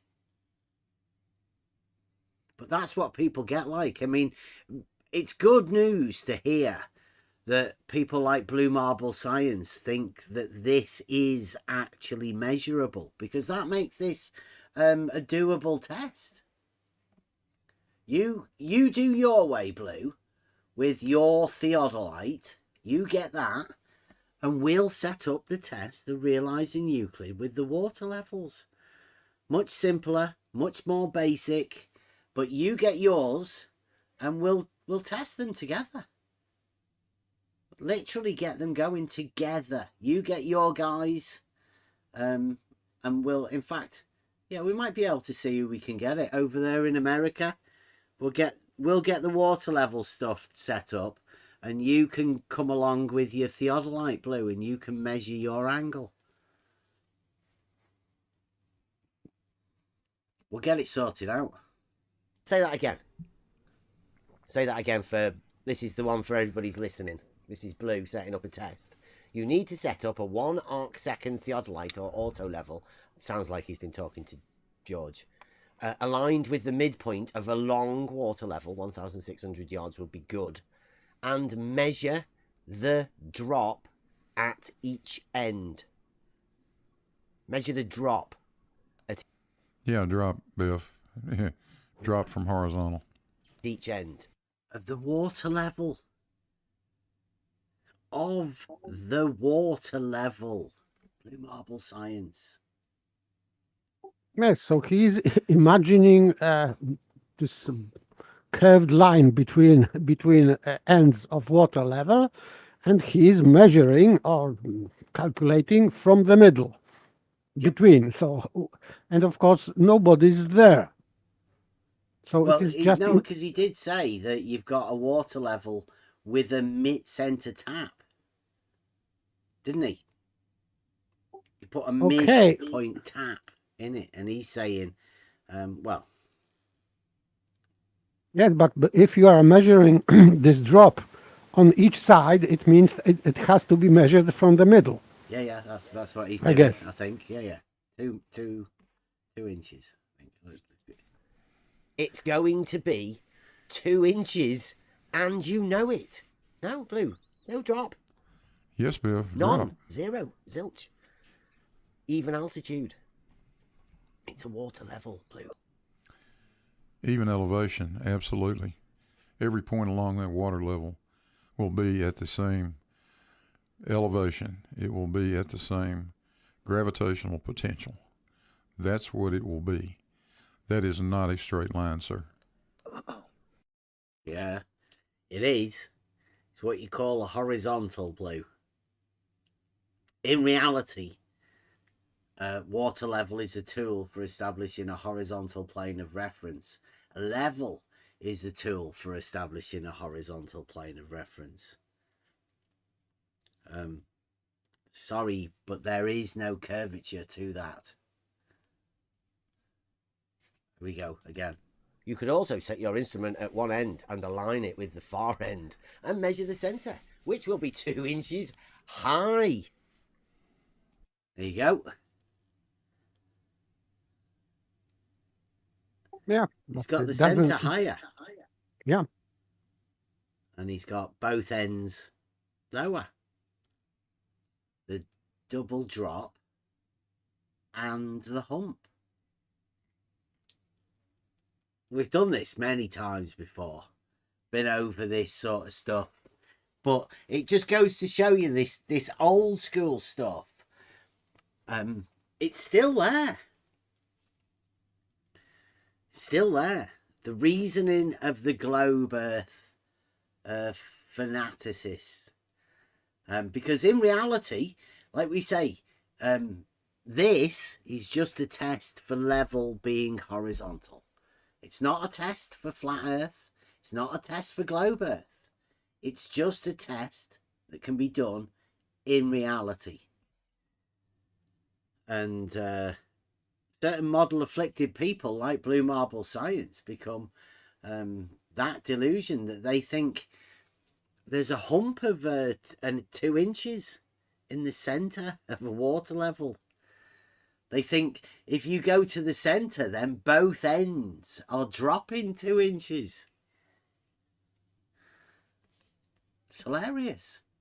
Double drop, high hump, 2-inch hump. Double drop, hump.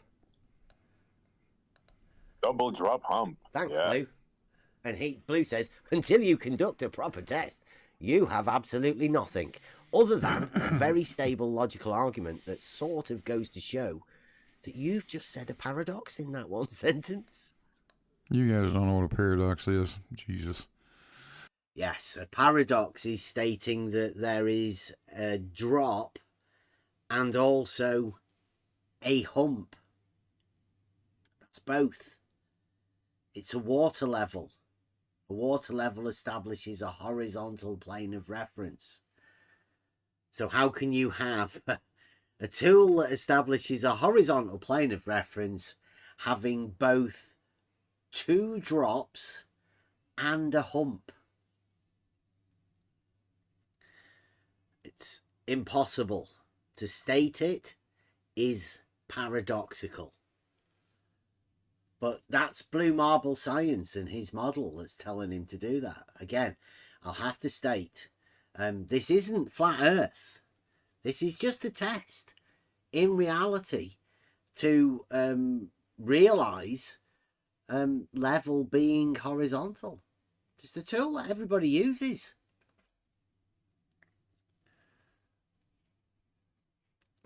Terrible. All right, let's see what we can do about looking at what we're actually talking about. Here we go. Look. Now, hopefully, Done some graphics as well. Hopefully, you guys are seeing my AutoCAD screen. Bev's talking about water levels, and I've drawn these little symbols like this thing. If you can see the cursor on the left, let that be the vial at one end of the water level, and I'm showing 3 of them here. If the Earth were flat, and this water level. No, if we're doing this in reality, and these water levels are establishing a horizontal plane of reference, then this is what would happen. It's got nothing to do with the Earth being flat. This is just the water level. We're not establishing anything about the Earth at all. This is the tool that we're dealing with. Blue Marble Science is slightly model afflicted, but you've got to give him that. He's called Blue Marble Science, right? Now, Blue Marble Science, being model afflicted, obviously, Blue Marble, he thinks he's talking to flat earthers because these people who are model afflicted only have this way of thinking, right? But really, we're not flat earthers. We're just talking about doing a test to establish the fundamentals of where we start off from. This tool, this is what we will use to be able to measure any changes of elevation. The bit that we know that it's not flat. In order for us to know that it's not flat, we have to establish a fundamental understanding about the water level. So this is a water level establishing a horizontal plane of reference in reality, as they do. Had a tap in the center, and we took a theodolite, and we lined up that, or an auto level in the case of a flat surface, and lined it up. All those water levels will be identical. They'll all be at the same elevation. They're all at the same gravitational potential. This has always confused me about this.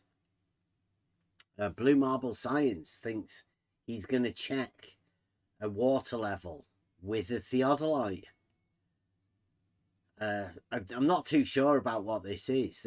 These model afflicted people seem heavily on the side of optics, but you've got a water level.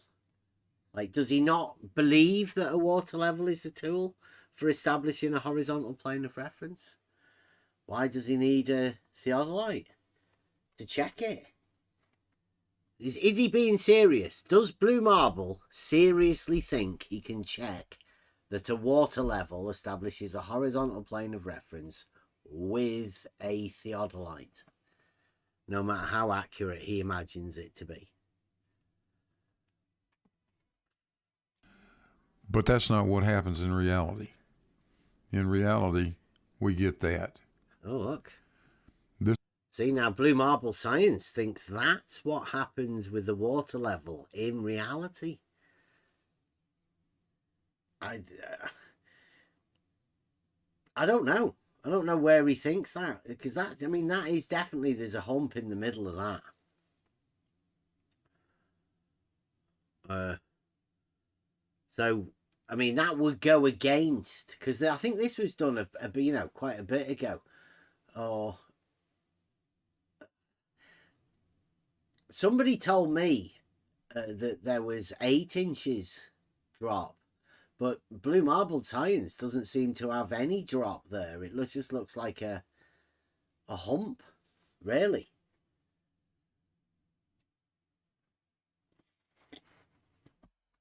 So, it's weird that he put the center bit higher. I don't know whether that would put a maximum distance to it. Don't know. There's complications with that model, I would say, anyway. But, Blue Marble Science and the way these guys work these sort of things. This is very exaggerated, obviously. But all 3 of these water levels are still at the same gravitational potential. This is the level line, the red dotted line. That is level. So he thinks that's level. He thinks level is like bent. Whereas it's a horizontal plane of reference. If you line up now a theodolite, something where you can control the vertical angle, if you line up the first tube and the last tube, you're going to see that the center one is high. High. You did say that. High, that's a vertical. The measurable on the vertical datum. High, says Blue Marble. And you did hear him earlier in the chat. Anybody make note of that? He did say it was measurable. Jesse Kozlowski, this is why Jesse Kozlowski had to disappear. He had to just go away. Because he said it was measurable. And it's not. Level is a tool for establishing a horizontal plane of reference. There's no high bit in the middle. It's not measurable to be any higher. Unfortunately. That's the only way you can do this test and determine what the shape of the ground or the earth is underneath the water level. You don't determine what the shape of the ground is underneath the water level by establishing the water level. What we're dealing with here is just the fundamentals of the level, establishing whether level is horizontal or it's not. Now, Blue Marble Science has got a hump in the middle of a water level. It's fantastic. There's no other way of doing it. So let's go back and see what kind of derp comes next.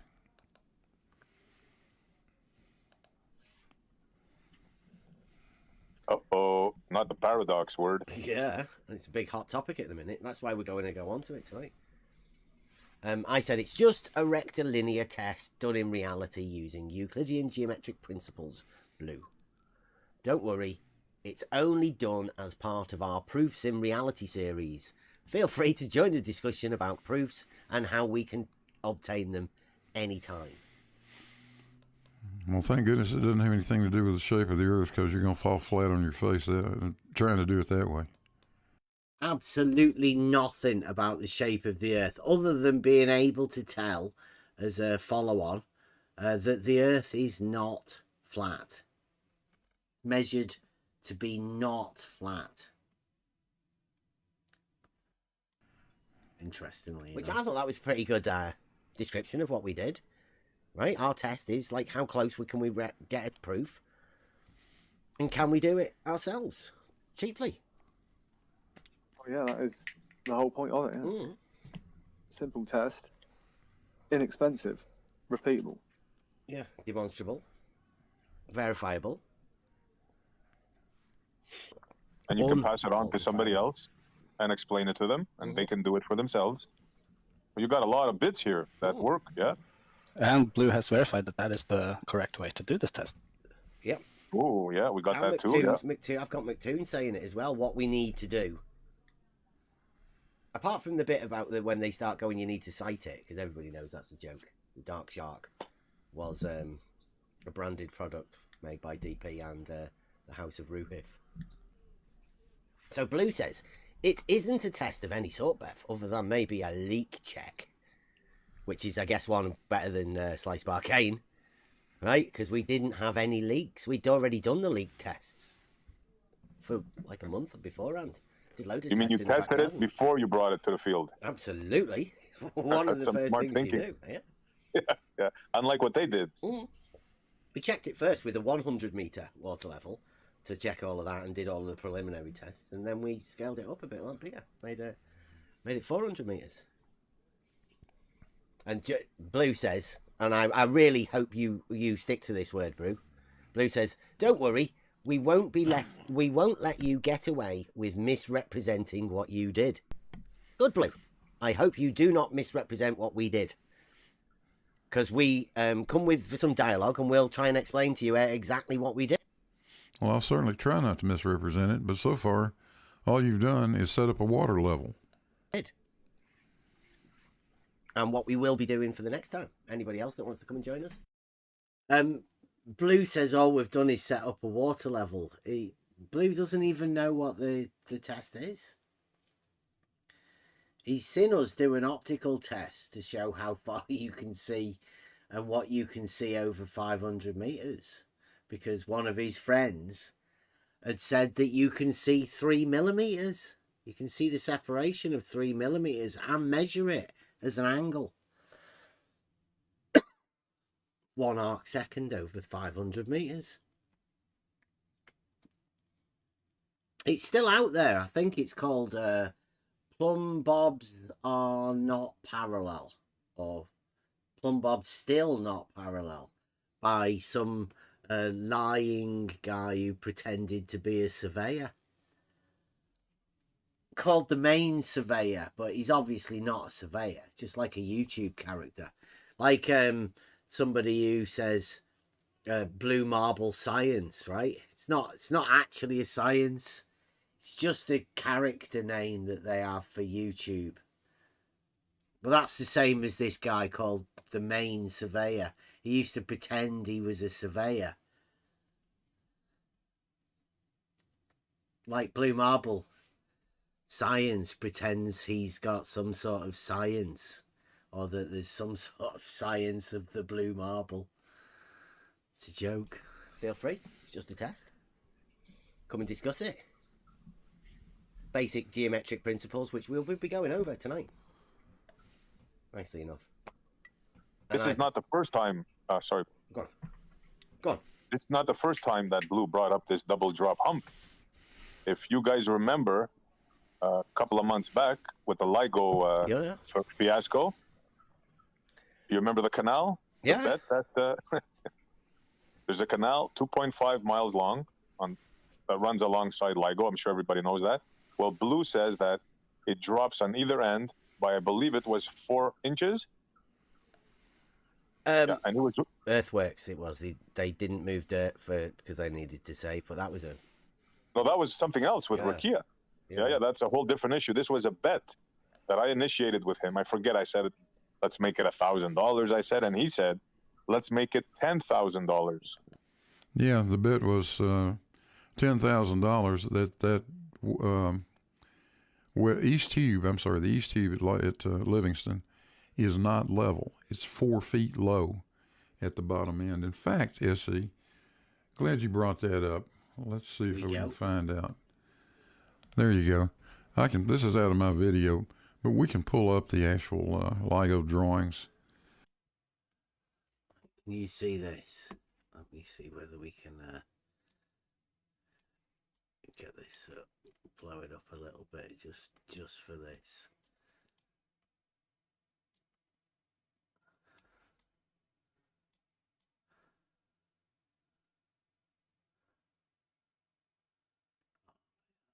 Too big.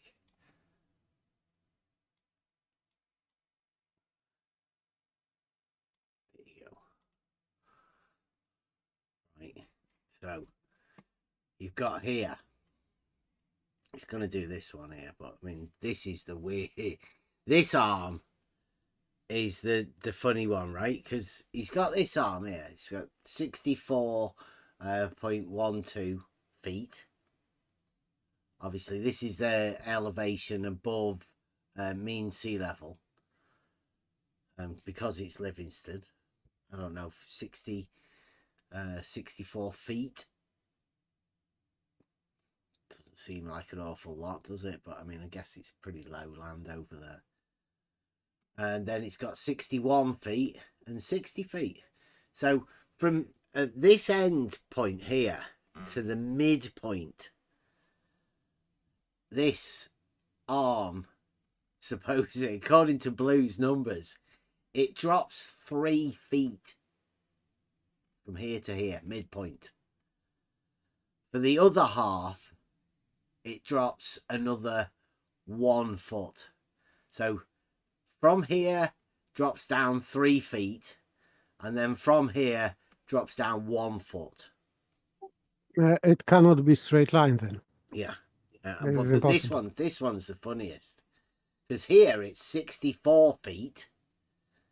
Here, in the centre, it's 63 feet, so it's dropped 1 foot.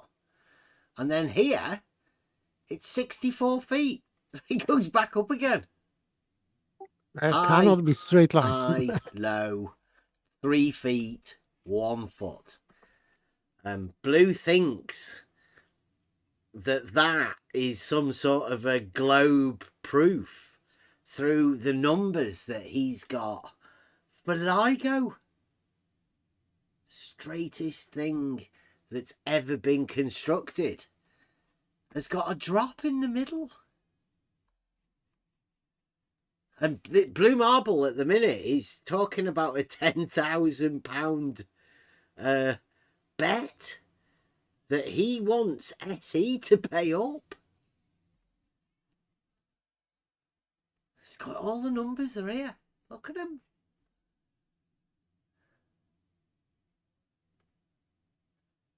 $64, $63, $64. Down, up. Down 3 foot, down 1 foot. Listen to him. The as-built. This is the arm I was talking about.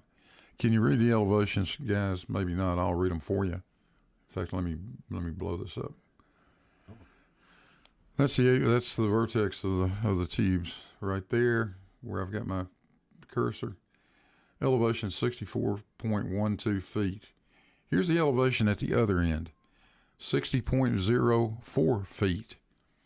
That's a 4-foot elevation change.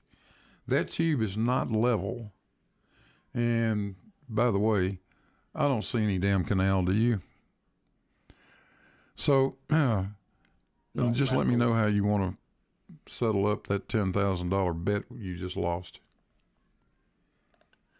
And let's see if we can find. Blue seriously thinks that he's just won 10,000. Yes, and he's saying in the chat that they are perfectly straight. It shows that level isn't straight. No, it shows at best that the ground is not level. But if it is in reference to mean sea level, it doesn't matter. The ground doesn't matter. If it is elevation about above mean sea level, it doesn't tell us anything about the ground. And by the way, it doesn't match these numbers of this drop or hump or whatever. So it doesn't show anything about level. It shows that Blue's deluded, because somehow Blue has a model that when we say we know and we can prove that level is horizontal, Blue thinks these numbers prove otherwise for some reason. You know, it just doesn't make any sense that there's a lower part in the middle.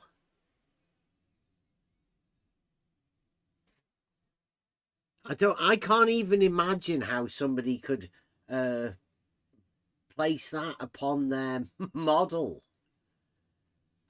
Lower in the center, and how could you imagine that being straight? Impossible. Just it doesn't comport to anything that you would imagine in reality. So that lets you know that you're dealing with somebody who's obviously model afflicted. But it doesn't comport to any model, so it's just useless. I don't know why he's bringing these numbers, because they don't match even this spherical model. So I don't know why he's doing that. Where we were. It's untangled. Whoa. Yeah, this is the canal, yeah, the water in the canal bending 4 inches on either side. Yeah, so I imagine there would be a hump there as well in the center. Model afflicted. Yeah, the drop turns into a hump. Yeah. Yeah. So anybody there want to go halfers? You want to make 5,000? You can initiate this test if you like. I'll authorize it. We'll go halfers. So I replied to Blue. I said, you don't know what we did or the Euclidean geometric principles involved in it because you've never asked. You'll no doubt try your best to misrepresent our test into your strawman representation of what you think it is anyway. I didn't know Euclid had a water level, Bev. I'm sorry. I must have missed it. And I put, have you checked that you're okay to do this with the council? Or maybe checked with Sly, Sparkane, to help and see if you're okay going forward with this. So. I love this part. Bev thinks I need to get somebody's permission to do something. That's hilarious. I was just checking with him. Because, I mean, sometimes people get involved in arguments that they're not really aware of the implications of where they're meant to be going with the certain arguments. So I was just checking if Blue's okay with that. Blue says, I know what you're doing, Bev, and it's fatally flawed. You can bamboozle your lapdogs into believing you've done a test, but you've actually done nothing to show the shape of the Earth. Quite right. It's just a straight line test, Blue. Just like you said. You're trying to figure out if a straight line is straight. Yeah, Blue. It's a proof that a straight line lies within a plane. It's a geometric principles within reality test. To get the fundamentals, the knowledge of what you actually know and how you can relate these geometric principles into reality. That's what we're doing here. That's the whole idea of this test. Absolutely nothing to do with the shape of the Earth. Just geometric principles in reality. Try not to bring your model into this. It's got nothing to do with a model. This is just, in reality, local test. What you can prove to yourself. You've got this theodolite one. I'd say it's flawed. Blue is still trying to defend this LIGO. He doesn't understand that he cannot have two different drops or humps in the middle. So I don't know why he's trying, because he's trying now in chat, trying to defend this. Yeah, well, of course he has to. He's got a model to defend, but it's his model. He's made it. Isn't it? Like, he'll notice there's nobody else doing it. Blue's just trying to defend this model to himself. He's challenged by his own model, and his reasoning that's led him to justify it is, it's flawed. But I mean, how can he do anything different? He's trapped, isn't he? Poor guy. He's still around though, right? And there's a lot of people that have left. They've run away. They're leaving Blue on his own. He still doesn't understand that you cannot have drop 3 feet in the half, and then after that only 1 feet, because it should be greater and greater drop, not less and less. So it's just nonsense. He's trying to defend that. I don't know. It doesn't make any sense. There's nothing that makes any sense, i.e. nonsense. And that's where Blue is. Blue's trying to justify a nonsense that somebody's given him. It's just a load of numbers that somebody's given him, and he's still justifying it. It's sad, Blue. I still don't get it. Maybe somebody can explain it to me. It does a straight line, so that's what we were doing. It's a straight line test. The first proposition in book 11. Solid geometry, reality geometry. That's why we do Euclid. Those of us who actually studied Euclidean geometry well before you were born, and anyone else that actually understands it, can figure out your shared straight line segment is the flaw. Well, that's actually true, Bev. You were born in 1971, and I took geometry in 1965. I'm not too sure what when you learn geometry, I'm not too sure it matters at all, as long as you understand the principles that you're dealing with. Euclidean geometry was wrote years ago. It doesn't make anybody more knowledgeable or less knowledgeable when they learnt it. Completely irrelevant. Yeah, people learned Euclidean geometry like 2,000 years ago. So I would say that Blue cannot compete with them, because they're 2,000 years older than him. But Blue's still trying to justify a nonsense statement that he's already made about a model that, well, it's just nonsense. And that's Blue's understanding of Euclidean geometry. I mean, he's more concentrating on when he learned it rather than the quality of what the learnings were and what he took away from it. He's still trying to justify nonsense. But you can't do that within Euclidean geometry. It's just not possible.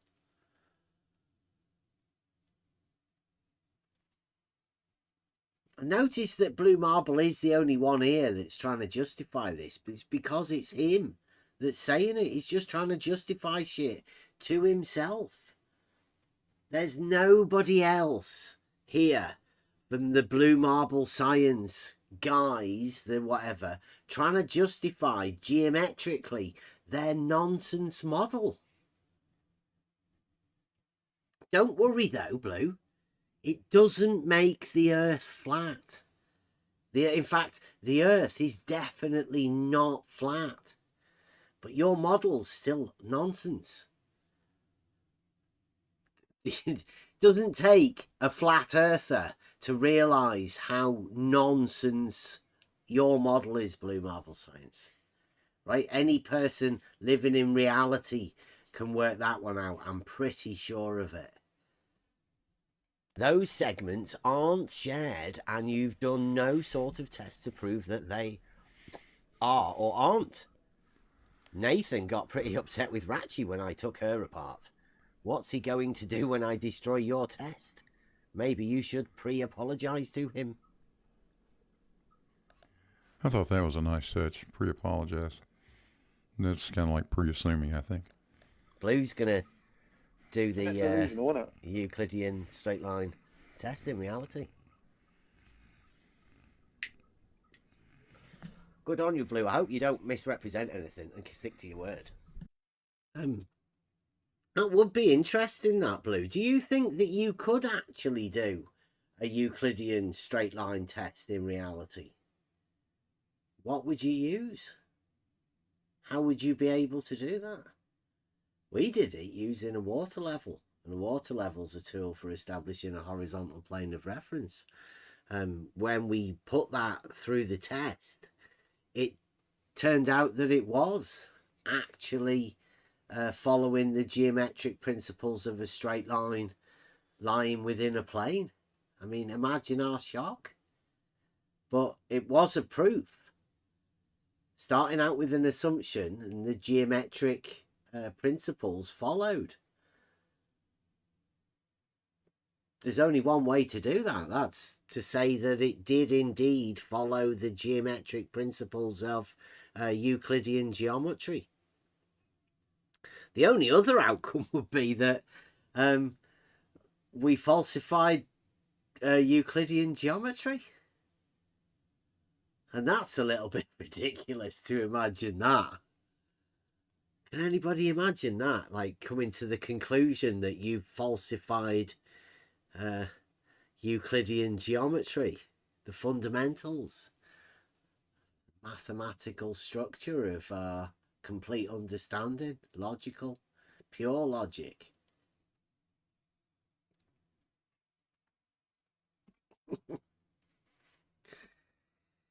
Your text is garbage, Beth. What? What text? The test? You don't even know what the test is, Blue. In fact, I don't think anybody does. Really. You don't know. You don't know everything behind actually what the test is and how it follows Euclidean geometric principles.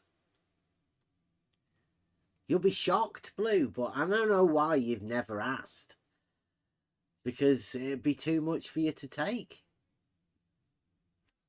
Hilarious. Well, I'm trying not to misrepresent anything.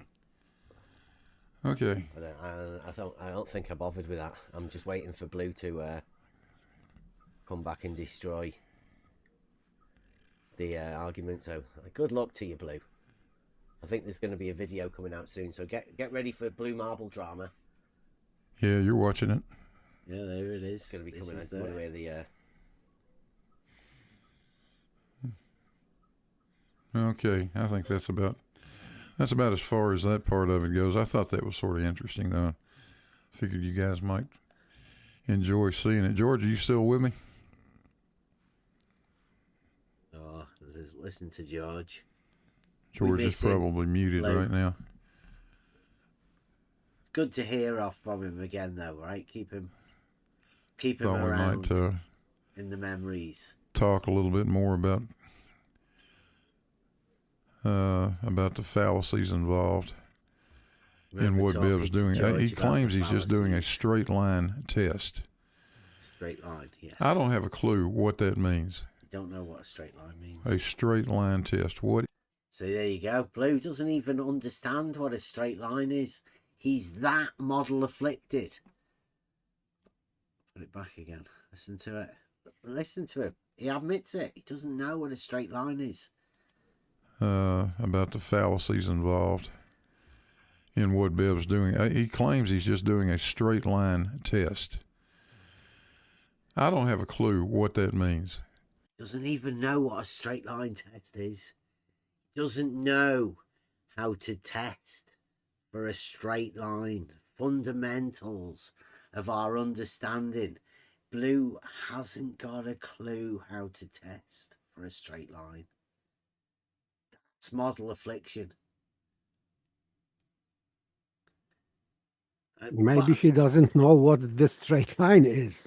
Well, again, I think that's a modern thing, right? Social experiments and all of that during modern times. I've never found anybody that understands how to prove it. I mean, how? I don't know. I guess it's something that nobody's ever had to deal with. It's a fundamental, but it's within solid geometry. So if it's within solid geometry, book 11, then it's doable as a practical test, isn't it? Realising Euclid, to take the first proposition. Let me get it here. Book 11. I don't know which one it is because the pages come out.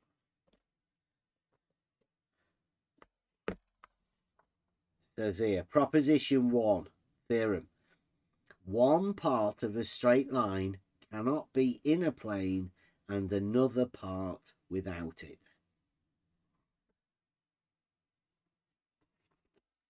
Proposition 1, solid geometry, blue marble science. It's definitely doable as a test in reality.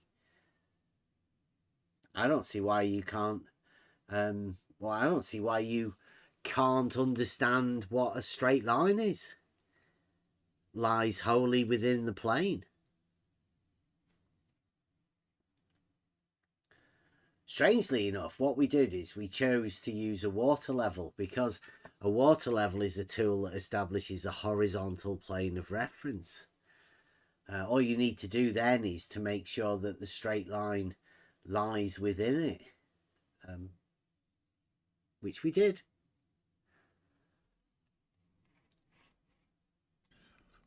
A straight line test. What is that? He doesn't know what a straight line test is. Ultra model afflicted.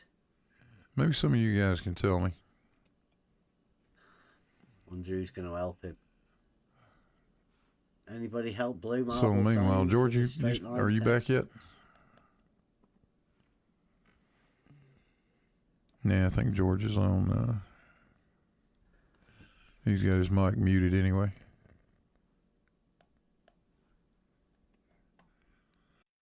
Can you imagine some boomer bumbling around trying to work out what a straight line test is? How do you test for a straight line? I don't know. It's too much. Oh, Mike Jones, super chat, thank you very much. He says, Blue doesn't realise that if level somehow impossibly isn't horizontal, then his test is garbage. His seismometer requires level to be horizontal. Yeah. All building principles of all of that sort of stuff.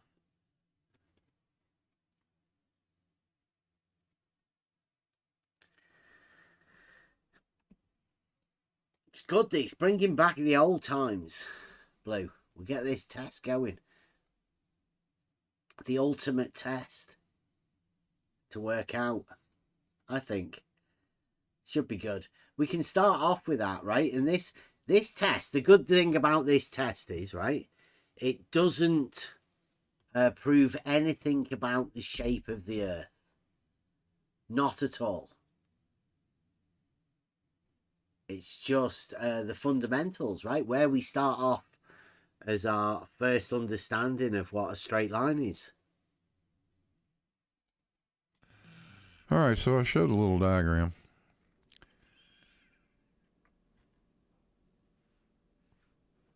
I think we get an And, equipotential triangle. you know, we can go over that again. Here we go. Go over it again. Let me get this Put it in the centered middle. up a little better, like that.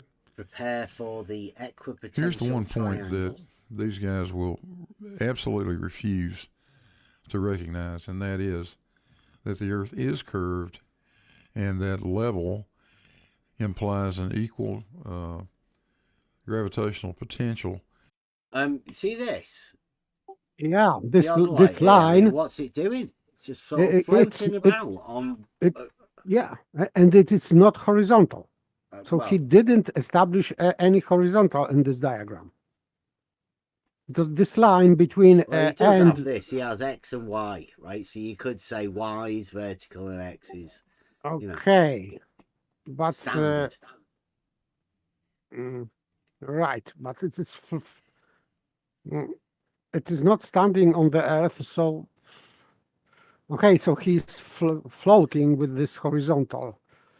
I don't know what he's doing, but according to his model, it is not horizontal. So at least not in the in this point where this supposedly auto level should be.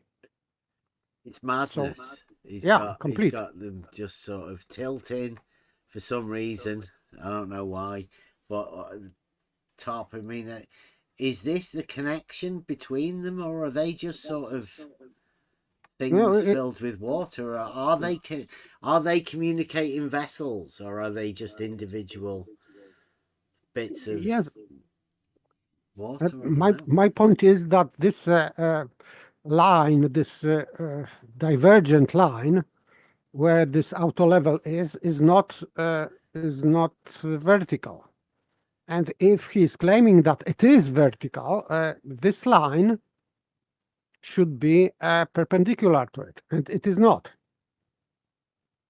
So that's really garbage picture, because it should be at least perpendicular to this vertical, so-called vertical, at this point on the right side.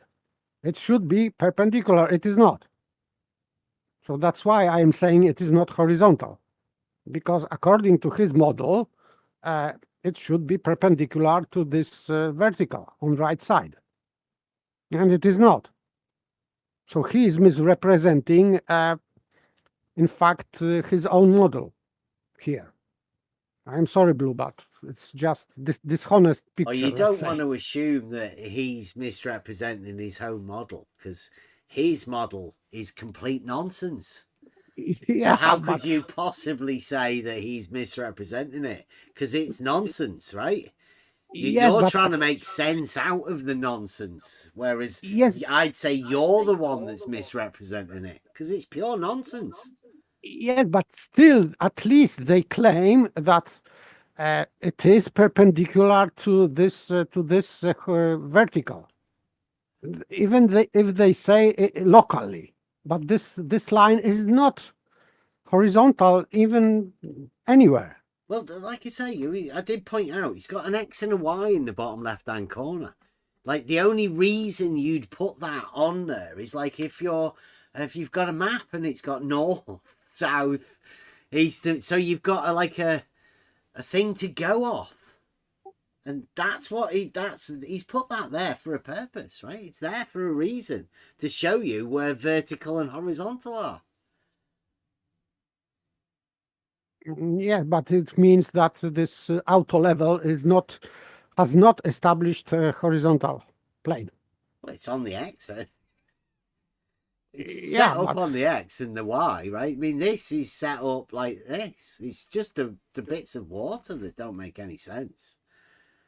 And like I say, I'm not too sure whether they're communicating or not. So, I mean, they could just be different beakers of water or something. Cocktail glasses or something. I mean, who knows? It's blue marble science. Nonsense. No, completely nonsense. You're probably imagining it's something got to do with the water level, but I mean, how can it? It's got a fucking hump in the middle. It's definitely got nothing to do with the water level. So it's going to do the an level line is equipotential curved triangle just like the ellipsoid is curved, identically. And as much as they would like that to be a nice straight line, it just is not. Horizontal is a straight line. Now, every time we bring this up, the flat earthers run for cover. Don't know why. They absolutely refuse to talk about putting an instrument like a theodolite at one end and shooting a line. That's it. I'd say the flat earthers run from it because, well, they're not even listening. They don't care. This theodolite bullshit is a blue marble scientist sort of thing. And why would anybody else want to do what the blue marble scientists say? They're crazy. Between the two the outboard two level valves, and then seeing what happens in the center. They just refuse to do it. I think they do that because they know what's going to happen. I think they know for sure that if they ever do this, they're going to prove Earth curvature. I'd state that that's absolutely impossible.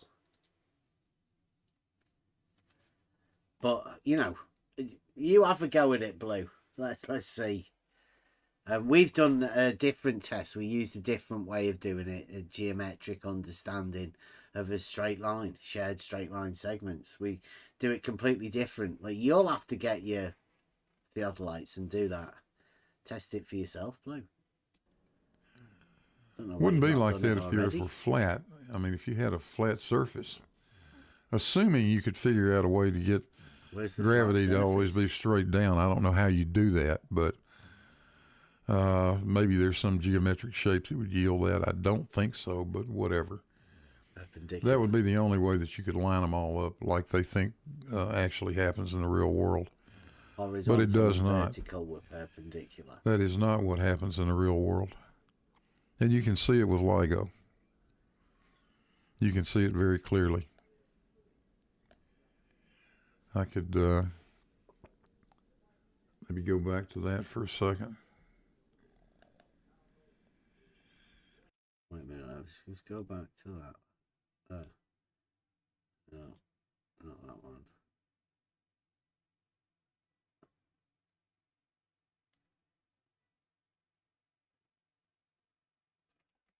Line between the two the outboard two level valves, and then seeing what happens in the center. They just refuse to do it. I think they do that because they know what's going to happen. I think they know for sure that if they ever do this, they're going to prove Earth curvature. See, I'd look at this here, right? See this line here doesn't comport with this Y. Yeah, and this one over here, this one also does not comport with this Y. This one here does, that one's Y. And this one, a line across here, that does comport with the X. Right, so let's see what happens when he gets to this one. Wouldn't be like that if the Earth were flat. I mean, if you had a flat surface, right? This one, and this one, and this one, they all comport with this Y here. You notice that? And this one here comport with this X. So this one is where this X and Y down here in these little diagram down here, all of these comport with this, strangely enough. And I'd say if they were horizontal and vertical, then this would be the one that comports with reality, strangely enough. He calls that the flat earth one, but I wouldn't. I'd say this is the one that comports with his little diagram in the bottom left-hand corner that he did. Yeah, he should rearrange this vertical and horizontal, but he didn't, so... Yeah, this X and Y is what you would imagine with in any school, on any whiteboard, graph, even GeoGebra or anything like that. They all comport to this perpendicular X and Y, which a lot of people do call vertical and horizontal, but Blue Marble Science seems to call that flat Earth. I mean, I don't know whether he'd also be the same, you know, when you see a teacher in the mathematics class using X and Y. Can you imagine that? I wonder if he has a go at them for doing that sort of stuff. Assuming you could figure out a way to get gravity to always be straight down. I don't know how you do that, but maybe there's some geometric shapes that would yield that. I don't think so, but... He doesn't know how to get vertical and horizontal to be perpendicular. He did just say that, didn't he? Yeah, he cannot imagine how Can't imagine how to get that. Yeah, this is his picture. Yes, the outboard to line between the two. I could maybe go back to that for a second. Can't imagine how to get vertical and horizontal perpendicular. You don't really have to do anything other than just look at the numbers on this arm that's running east and west. You don't have to do anything other than look at the numbers on it. High, 64, 64, 63. Lower in the centre and higher at each of the ends of a straight line, apparently, but impossible for that to be a straight line. Crazy. The end elevations of LIGO are 64 feet, 0.64.09, 64.12 on the other end, but 63 feet in the center. That's because you're sitting on a sphere. Yeah, that's conclusion. Perfect conclusion. Yeah. Tis globe. That's because tis globe. I mean, it doesn't make any sense, and why would it? But tis globe. Anyway. Yeah, and by the way, he cannot notice that it should be also the same drop should be on the other arm. It doesn't do that. What we have to do is, because Blue Marble, I've seen him do this. They play like, you know, remember Pin the Tail on the Donkey? Well, they have pin the tangent point on tis globe for LIGO. Yeah. This is too terrible. Okay. This is his logic. Yes. Somewhere around there will be where he pins his tangent. This point's going to be at a lower elevation. These elevations at each end have to be higher. That's the drop you're seeing. About it has to be higher. He did just say that. Look, this is the reasoning of a Blue Marble scientist. I can't get it. an equal elevation. So you can say what you like, but it does the same thing on all 4 of the arms at LIGO. Both of them here and the equal elevation. I could maybe go back to that for a second. I'll do that again because that was brilliant. You don't really have to do anything other than just look at the numbers on this arm that's running east and west. The end elevations of LIGO are 64 feet, 0.64.09, 64.12 on the other end, but 63 feet in the center. That's because you're sitting on a sphere.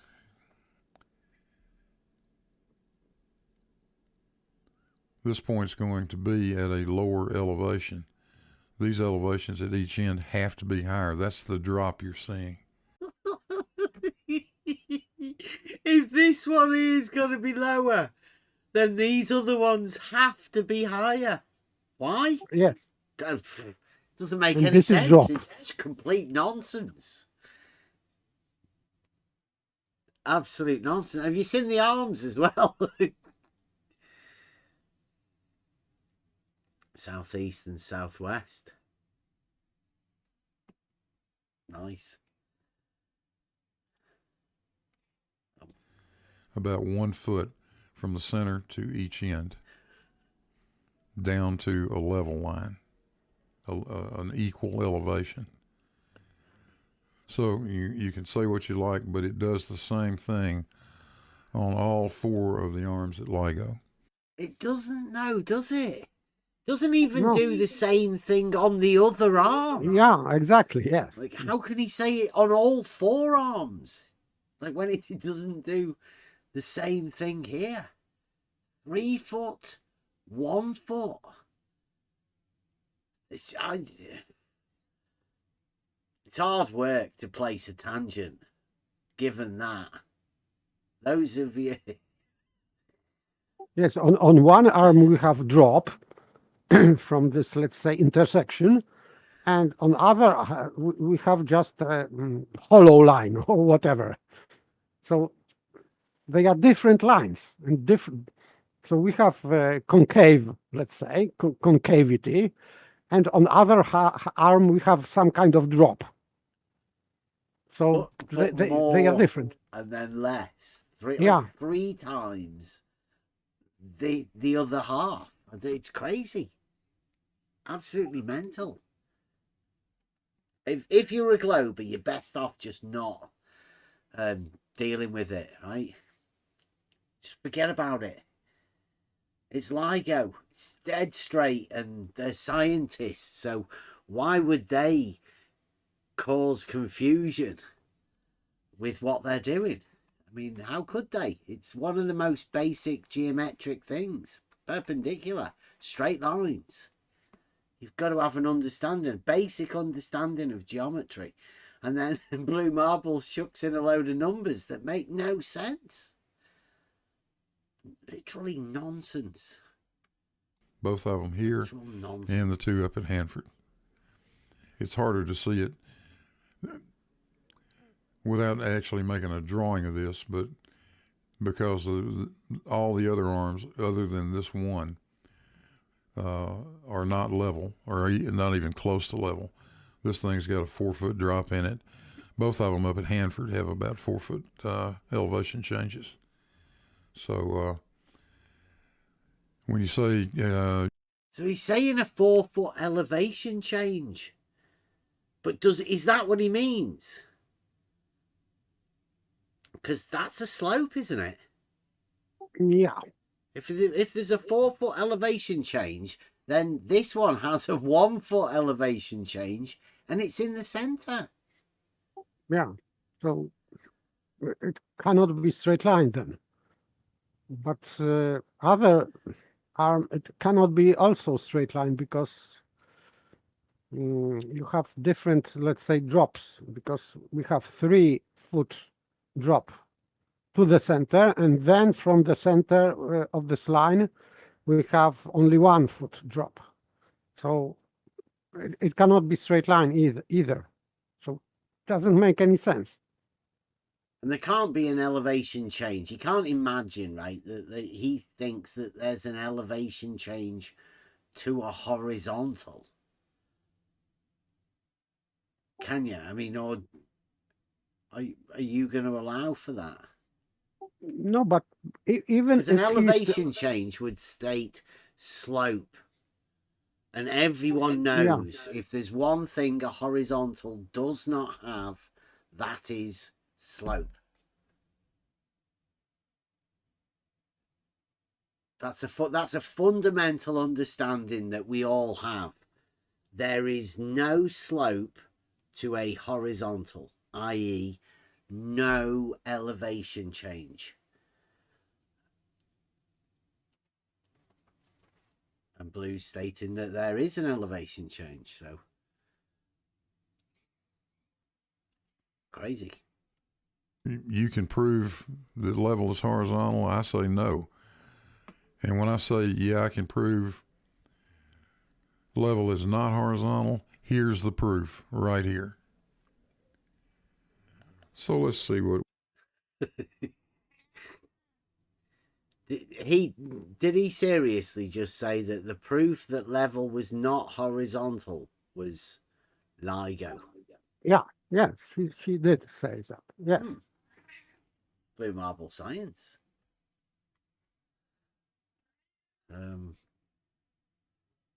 Yeah, well, that's a tough one because he didn't give us anything by his understanding of what proof is or anything. I don't.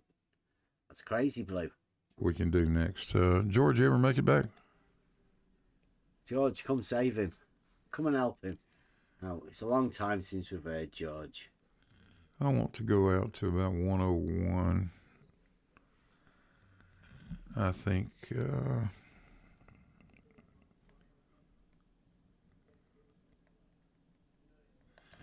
right about there.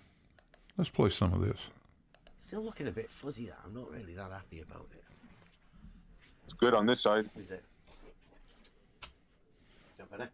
It seems to be a little fuzzy on Discord, but on YouTube it's better. Is it?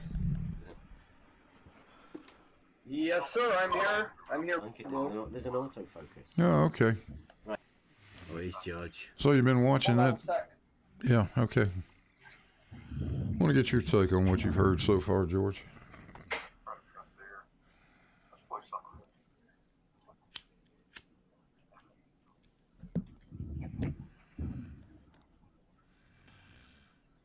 Yeah, George is still watching the YouTube, so. Got that little bit of delay in there. Unfortunately, the way I've got this. Hold on. I'm getting the live up so that I can talk to you directly without this delay. Hold on. Yeah, okay.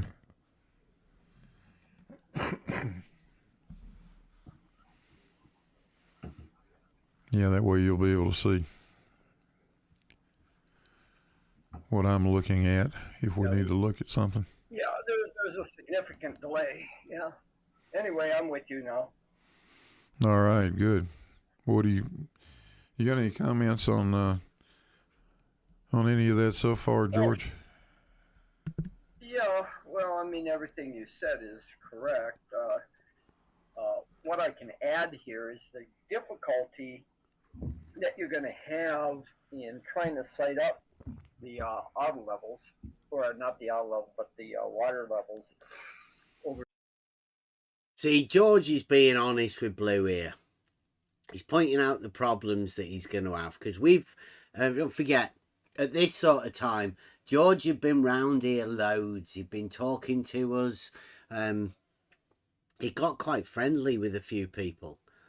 And, yeah, we had talked to him about the complications with Blue Marble Science's method. And George here is just sort of pointing these problems out to George, much in the same way that we've tried to point out the problems within the flat earthers understanding. That's what George is doing here, trying to explain Blue Marble to Blue Marble the problems that he's going to face when he comes to do his theodolite thing. if he ever does it. Blue, are you actually going to do these sort of things, or it's still in the planning stage? Obviously, you've started your planning here, doing this one. Is it ever going to come to fruition? For short distances, these guys like talking about 100 meters, or I think what Dev has something, his water level to 400 meters, is it? Yeah, something like that. And the only way you're going to be able to determine what kind of surface that you're on when you set up water level over any significant distance is you're going to have some test other than comparing the levels of the waters in the various vials or in the various risers, because as we know, water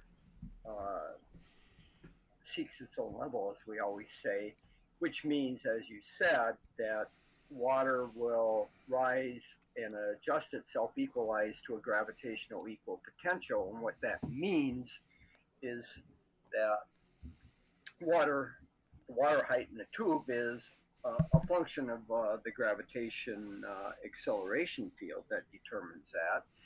And in essence, since the Earth is fairly uniform in mass, when you're considering these sorts of tests, that saying that the water will the mass or whatever of the land has absolutely zero to do with the water level. I'm not too sure whether George is still playing the model affliction game with Blue, because I think Blue expects it. I think that's what he was doing. He was sort of trapped within it. He has to play the model game with those guys. It was pretty sad, really, at the end. in the risers will all be at the same gravitational equal potential. It's the same as saying that they're basically all at the same elevation. The elevation deviations due to imperfections in the Earth and it not being a homogeneous uniform mass is so insignificant for this type of test with water levels, is that we can say that a gravitational equal potential is all going to be at the same elevation. And that being the case means that no matter what kind of manifold you're on, what kind of warped surface, that water is all going to be at the same gravitational potential, whether you're on a flat Earth or a curved Earth. So doing this test as Bev has set up, always verifying, is that water is all at the same level, at the same elevation. You can't differentiate whether you're on a flat Earth or a curved Earth by setting up. Yeah, it's nothing to do with flat Earth or curved Earth. This is about a straight line lying within a plane. This is geometric understanding. Straight lines. I think George was playing it for Blue Marble Science. He's playing the false dichotomy game just for Blue. I have to keep pointing this out. This is the test for level, straight line. The fundamentals for us to understand how those things work and how geometrically, how that relates to everyday life and our understanding of geometry, logic. That's what we're talking about here. This comes before the shape of the Earth. This is one of the fundamentals that we have to establish to start off with. Water levels the way he did is, or is claiming to do. And what you have to do is, like you said, is after you have your water levels set up and everything equalized, is go set up a theodolite or an auto level at one end and cite the furthest riser at the other end and see if all the middle risers line up. If they do all line up with a line connecting the two ends, then you're on a flat Earth. But if they don't, then you're on some other sort of surface. And of course, we know, and this has been done any number of times, this sort of test isn't unique to BEV. Many years ago, there have been some Swedish groups and other groups that have done long water level tests and shown that the water in the middle risers do appear above the line that connects the two ends, which shows the so-called bulge of the Earth when you connect any 2 points on the Earth with a chord, that is a direct line that goes through the center of the Earth between the two ends, that you will always see anything in the middle rising up above those. And so you don't have to sight through the Earth in a test like this if you put your riser. See, George there has played into him. If you have 2 points, then you'll always see the centre rising up. That's a pretty big claim for somebody, you know. You have to imagine just curved line between these 2 points. But there is no indication that. So you need this third point, this middle point, and you have to prove that it is higher. But yeah, but then once you do, you've got 2 points: the centre and the other end, and the higher point is going to be in the centre of that. Yeah. And as soon as you establish that, then the higher point will be in the centre of that and the other one. Yeah. It's sort of, it never ends, does it? Yeah, because it already assumes curvature. So this is how you end. Yeah. You have to assume that there is curvature in the middle. Well, I think George is painting a picture for Blue here. This is the way that they facilitate each other and their model by, telling these things of each other. I mean, Blue Marble could actually do this test for himself. George could have done it. Rumpus said he was going to do it, but when Rumpus said he was going to do it, he didn't go higher in the centre. He went lower all the way. So, again, contradictory all the time. I feel sorry for him. High enough above the Earth so that you can still see the ends without the bulge of the Earth or the curve of the Earth blocking your view. And it doesn't matter at what height you're at, you can always find the gravitational equal potential because they'll all be at the same elevation on the Earth, or essentially from the center. So, and like you said, it's not clear to me whether they've ever done that test where they've sighted the two ends, to see if the water in the middle is rising above or below the line that joins the two ends. Yeah, I won't say 100%, but if they have done any kind of sight test on this, they've kept it a good secret.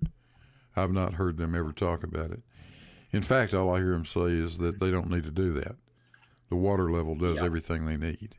Yeah, I mean, that's what's very puzzling about this whole thing. You've heard over the past years all this gibberish coming from these guys about necessity for the scientific method, but yet all Bev and crew do is make an assumption that level water is a flat, defines a flat surface. No, never mentioned that once. Absolutely ridiculous. Level is a straight line on a horizontal plane, always. Definitely not flat. Don't worry. Nobody here is saying that the Earth is flat. The Earth is not flat. But level is horizontal. That's an assumption. They say, guys, don't presuppose the Earth, or the radius of the Earth. Well, they're presupposing a flat Earth before they even get out of the starting gate. Yeah. Yeah, there's nothing about setting up multiple water levels that could possibly tell you what the shape of the Earth is. Nothing. I know that they've... Yes, absolutely, Blue. This has got nothing to do with the shape of the Earth. It's unfortunate that you guys are severely model afflicted, but we're not bothered about the shape of the Earth. This is all about level and it being a straight line, or the straight line lying within the plane. The geometric understanding and how closely Euclid and Euclid's elements relates to reality, and how we can apply those geometric understandings to the reality that we live in. Absolutely nothing to do with the shape of the Earth. And the last thing anyone would ever say here is that the Earth's flat, because it's not. This has got nothing to do with a flat Earth, other than the fact that we use this tool, once we know level is horizontal, to measure that the Earth is not flat. So don't worry about it. If any of you in the chat out there, don't worry. This has got nothing to do with a flat Earth. They've gone through things they've gone through things like these overlapping segments of the water levels, and come right out and said those are shared line segments, and they're not. Yeah, they're shared arcs. Yeah, they're shared arcs, exactly. Yeah, they're not shared straight line segments. Yeah, well, he makes that big stretch. I mean, the big assumption that everything is flat, horizontal is not, horizontal is a straight line. And I'm trying to say, back up here, is that level is not he's making the big assumption, big stretch assumption that level is a straight line. It defines a flat surface, which it's a conclusion, but not flat. Straight line. Level is a straight line on a horizontal plane. Is a conclusion, a result of the understanding of these geometric principles. doesn't. It depends on the mass that's beneath it and the shape of the mass beneath it. We're on a spherical planet, and so level is going to follow the curvature of the surface. Equipotentials are going to be curved all equidistance at the same elevation from the center of the Earth. You just can't get around that. And, by assuming that level is flat, or level is a... The blue marble science drawing an equipotential triangle. He thinks all of these sides of this triangle are horizontal. These are horizontal points, and that's what happens when you connect three horizontal points together. You get the equipotential triangle. Straight line is just an assumption that he's making, that he's never ever verified whether or not it's true. Yeah, that's right. On the Earth. And that's what you have to do. You can't make that assumption. You can't make that leap without first verifying that that's indeed what's happening in reality. Yeah, well, what you've got is what I'm showing on the little sketch that's on the screen right now. You've got a pair of straight lines. You've got this one. And, whoops, I didn't mean to move it. You got that one, and you got one over here. And in fact, this is sort of a decent little diagram to show you why differential leveling works. Oh, what? It's drawn a triangle. Mike Jones says they're directly contradicting Jesse Kozlowski. Tough one. He's not around anymore, is he, Jesse Kozlowski? Would be a good person to ask. Is Brenda around anywhere? Or what about 10th Man? Is 10th man or Brenda around to confirm whether Jesse Kozlowski is being contradicted by Blue Marble Science? It's a shame. Blue Marble Science thinks this triangle that he's just drawn on the screen here is a demonstration of differential leveling, because he's mad. He's absolutely mad. And I have to point out again, Blue Marble Science being mad is not a proof of flat Earth, right? The Earth is not flat, definitely. It doesn't matter how much Blue Marble spouts unloaded nonsense. It still won't make the Earth flat, because the Earth is not flat. Yeah, and the thing that's being overlooked that never gets really talked about is the practical execution of such a thing. If you're using say a theodolite or an auto level to try to cite the water heights in these tubes, you always have. It always worried me why they want to cite water levels. It seems like a weird thing for anybody to want to do. You can definitely tell they're model afflicted. I mean, why would somebody want to cite a water level to establish that a water level was a horizontal plane of reference?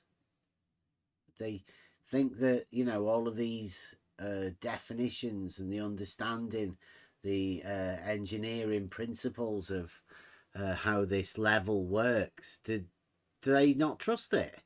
Like, they mustn't trust themselves. They mustn't know themselves.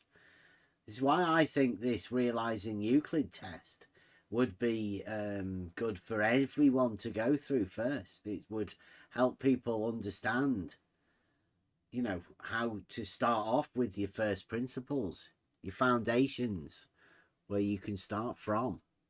In any sort of a cylinder or meniscus, where the Yep. water at the top is curved, and you're going to have enough contrast. You're going to have to dye the water, probably put a black dye in it, and then put a white background, a white sheet of paper behind it that you're citing. So you have enough contrast so that you can pick the bottom of the meniscus or something. But there's an uncertainty there, and this is significant because, say, at 100 meters, the best instruments that you're going to be able to use on this sort of thing that has an accuracy of 1 arc second. 1 arc second is 4.848 microradians.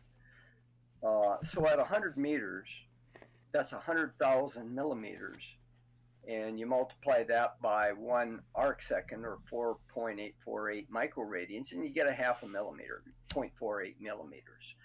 That's the best that you can detect in height variations over 100 meters. He says that with a theodolite angle measurement. What George is telling Blue Marble Science. Now, that's ridiculous. Because it ends up with 500 meters being like 2.4 millimeters, like Blue Marble Science says. And you can't optically see that. Scopes aren't good enough. Yeah. George is recounting this for Blue. Blue will have all of this stuff wrote down. And when he gets it out. Now, the problem is, again, is getting enough contrast to be able to see that on water in the risers. Now, if you go 400 meters, then you've got an uncertainty of 4 times a half millimeter, or 2 millimeters now. That's the best you're going to be able to do over 400 meters. 2 millimeters over 400 meters, George says. That's of uncertainty. It's madness. You should be able to verify this, shouldn't you, Blue? And be able to resolve differences in height. So these are not trivial measurements to make. No, they're not. These types of instruments, and I know in talking to Bev, I'm pretty damn confident that he is not competent enough to perform these types of measurements, that he hasn't done that. And I know this from several conversations, and he's also claimed, well, I can put a micrometer on there. I know he doesn't have one, but no, that's not going to help you sighting over 400 meters. If you put a micrometer on... You can't sight over 400 meters. We did that, started off with that at the beginning of the thing. It cannot be seen with the naked eye through a scope of one of these devices. Don't know what he's trying to tell Blue here at the minute. But he's talking, you know, at least George gets out, gets a chance to talk to people. He likes doing this. Your story pole or your range pole, to increase the resolution accuracy, you have to bring it in accordingly. You can't go out at 100 meters and detect a few micron change on a micrometer because you can't see it at that distance. You have to bring it in closer so that you can see what's going on with the micrometer. So the fact that he brings up this thing about the use of micrometers. He doesn't bring up a use of the micrometers. What Bev says is use a water level. It's much more accurate over distance. And if you're trying to do a geometric test, use the principles of a water level being a tool for establishing a horizontal plane of reference. Use all of the science backing for the understanding of a hydrostatic surface. Equal altitude. It's dead easy to just use the water level, but these guys all get stuck up on optics and stuff. They always have to. Take it out, cut it out. There's no optics involved in this. This is a practical test using a water level, the most primitive of things. Obviously, everyone can get involved in it. This is just nonsense because you don't need fancy tools. To do that sort of precision, that's only for very close-in work, not for going over 100 meters and certainly not at 400 meters. Well, I'll tell you what I would do, George. I'd find some nice bright red tape, and I would go out there and mark it at every point. That's what you have to do. Mark it like... You have to go to each riser and mark the tubes with, like you say, red tape or black tape with a piece of paper behind it, so you have the extreme contrast that you can sight with your auto level or theodolite. So that's what I would do. In fact, that there was a test that was sort of done that way many years ago. I don't have the link for it. Somebody posted it the other week in your server, and it's a very good video where they did almost that sort of thing using big cylinders with black dyed water in it, and they very competently demonstrated that the water in the risers in the middle rise above the straight line distance between the two ends. Yeah, you're going to have a hell of a time trying to see a meniscus from a half a mile away. But no, you're not going to. You're not going to see that. You're not going to with these instruments. I mean, the very best auto levels run a scope magnification of 32 power. Yes. And you're just not going to see that sort of thing. When I use my theodolites and auto levels that have 1 arc second resolution, the other thing that you're faced with is the crosshairs that are etched into the piece of glass that's between the eyepiece and the pendulum prism. Is typically about 2 to 2.5 arc seconds in width. And so George has the width of the crosshair of being 2 to 2.5 arc seconds. Yet he wants to say he can read an accuracy of 1 arc second. Let's say that's practically impossible. The Using two things don't Charles' fit together, expression. do they? They're just not compatible, those two things. You have to have this crosshair being smaller than reading, because otherwise it's just nonsense. You cannot. You can try, but it would be very, very, I would say, unreliable reading. If your crosshair is bigger than your reading, it's just not practical. To point out as well, this is not flat earth proof at all. This is just the fundamental understanding of the base line that we're starting off with. Fundamental straight line. Euclid. And now some of the auto levels have like a horizontal scissors wedge that helps you get a little better than sighting than the 2 arc seconds.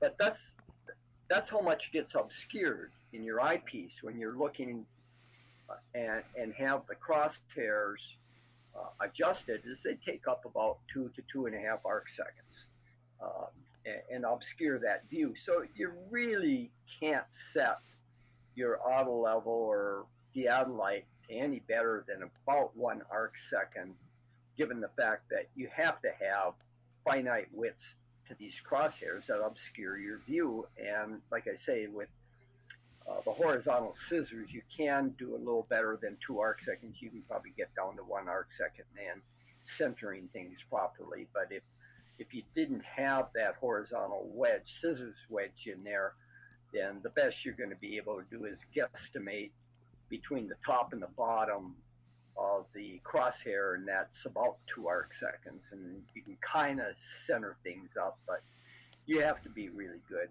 at doing that and have a lot of experience. Some guy that's, I don't think Bev has that sort of experience in order to competently sight. Right, so again, what you have to get used to within this ridiculous arena is that, like, QE wants to prove that flat Earth is an elevation angle. And what George is saying here, that when you're taking a reading, it's an arc second, 2 arc seconds, 3 arc seconds. Well, that's an angle. Auto levels do not measure angles on the vertical datum. They just measure a point on the vertical datum. It's on the line, on the measuring rod. It's not an angle. But the way George is talking here, he's sort of laying it out as though it's an angle. Then you've got people like QE saying that the angle, the elevation angle, which George could be classed as 1 arc second, that's still an elevation angle on the vertical datum. QE says that proves a flat Earth. So is George working with QE in saying this, or is this just a model affliction? Like, why are these people assuming that this is an angle, this measurement that's taken with an auto level? Madness. Things up to within a couple arc seconds. Well, I don't want to, Bev warned over and over again for me not to misrepresent what he's doing. I don't see anything about any of this that is going to determine or help determine what the shape of the Earth is. I'm not misrepresenting. I have to point out again, it's got nothing to do with the shape of the Earth. Other than 2 boomers, George and Blue, who are obsessed with the shape of the Earth. trying to bring some sort of understanding about the shape of the earth where there is none. We're dealing with level being horizontal. Just the fact that some other model afflicted person decides to call us child abusers for saying that level is horizontal. There's no point, you know, keep associating it with the shape of the earth.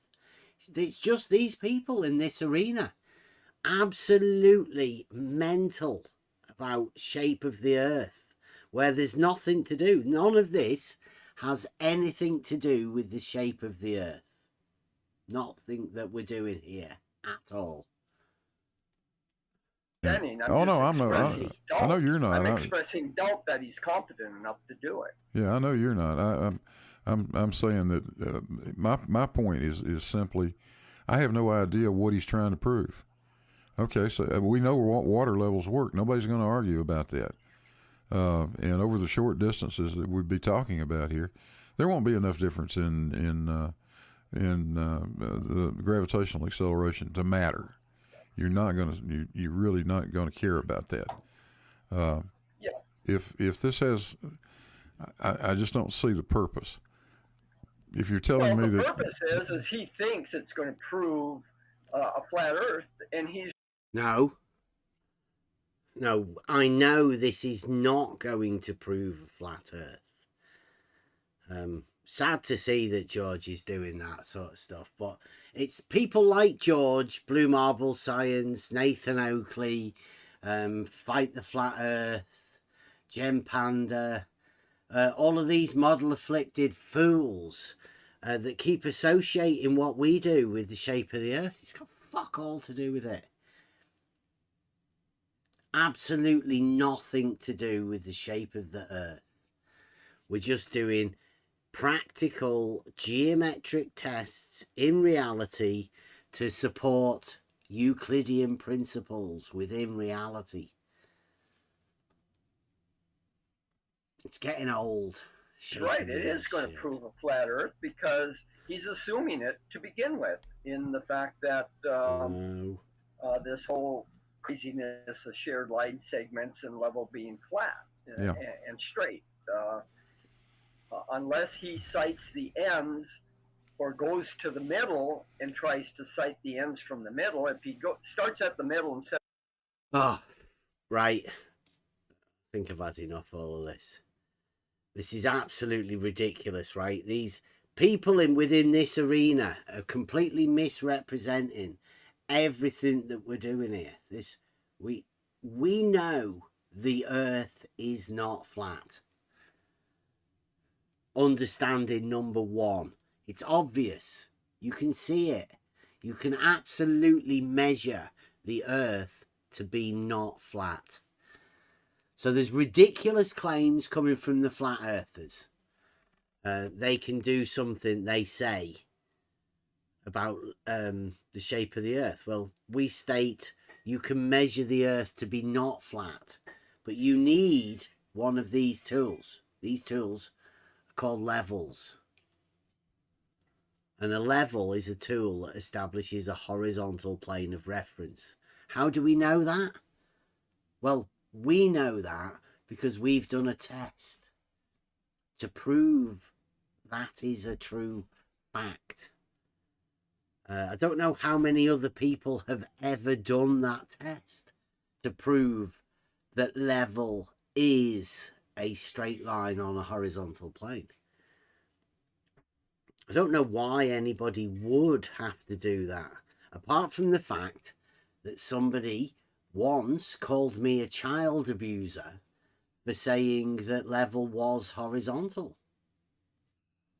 Well, that's not the sort of thing that you back down from.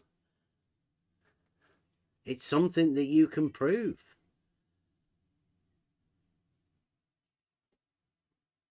I don't know whether people are actually interested in proving that or not. I don't know whether it makes any difference to anyone, really. But I'm okay. I'm happy now. Proved it to myself. There is a test that people can do. Call it the ultimate test. because it puts a stop to all of the ridiculous notions and everything that people are talking about within this arena. People get triggered, but there's only reality.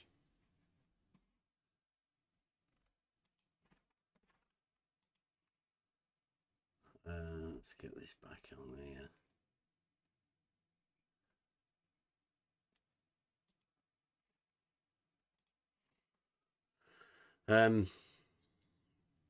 Yeah. I'm getting a bit bored of talking all of this sort of shit on myself, so I might just put out a few videos over the next bit. A few conversations that we've had. Save a bit of time. Might go over a few of the old ones, but I might just play them. I don't know whether I can be bothered actually talking. I'd like to get a few conversations with people that are interested in this sort of stuff. But I think I've had enough just talking to myself and talking to trolls. I'd like to have some proper conversations with people about either this arena, proofs, what's known, what you know, why people are so obsessed with the shape of the earth. That'd be interesting. What do you think it would prove? What do you think the ultimate outcome's going to be? If you just keep mentioning, you know, the shape of the earth, where does it get you? I know that people within this arena that I've been talking to for the last 4 or 5 years, I don't know, like they're obsessed about something, but I don't know what the outcome is. What's it going to change? There's only one reality. And yeah, Mike, and I think we all miss George. He, throughout all of the death threats and, you know, the bad mouthing that he did and, you know, ganging up on people, his hatred of others, particularly bigoted towards the flat earth, even people that he assumed were flat earthers.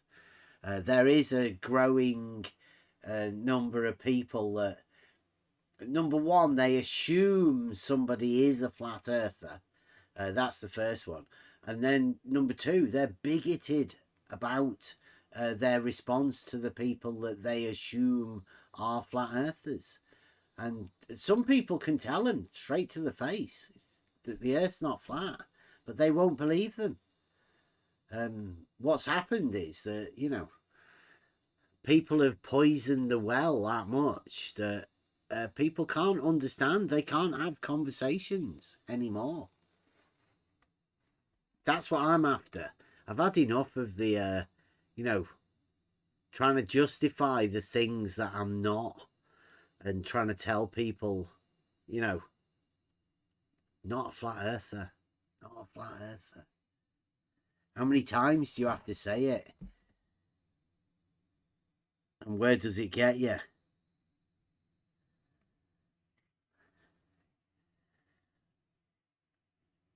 There's a lot of religions around. And how do you tell a religion? Answers that can't be questioned. They want to shut down questions. And they do it with many different ways. Nonsensical replies is the latest one, I think. They have specific blockers that are always hanging around that do a certain job. Got to be aware of it whenever you see it. And I think there's certain people playing a game, and the game is to shut down conversation. If anybody is out there and they want to have a genuine conversation about how we actually prove that level is horizontal, how we actually communicate about a ridiculous arena.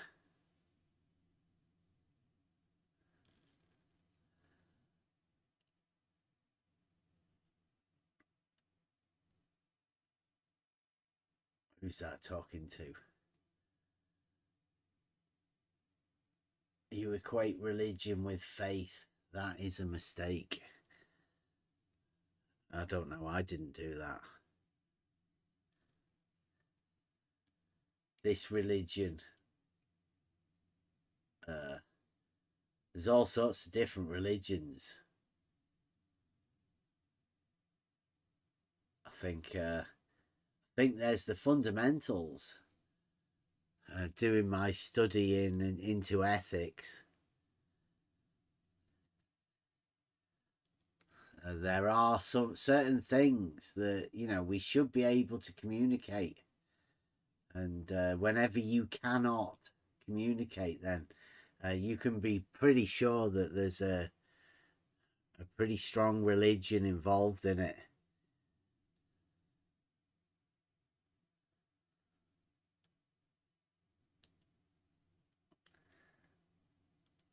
I would call it ideology, but it has the same or even more power than religion. Yeah. It operates in the same way. Yeah, it's people taking control of words in order to gain power for themselves, whereas there's a fundamental understanding to most of this stuff, I think, a basic core.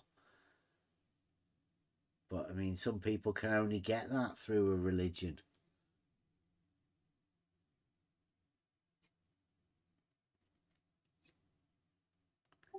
I simply don't understand why they are trying, because these models, they are, let's say, cosmology models. I don't understand why some people are trying to turn this into ideology. Cosmology, just speculation. You can create model, you can hold that model in your mind, if you will, but it's just like opinion. And always it was treated like opinion, but now it is ideology. So I don't know why it is turned into ideology, this cosmology or model or whatever. I just don't, because model and cosmology is speculation, and it is really irrelevant in our life. And some people are pushing this narrative to make it more important than it is. I don't understand why.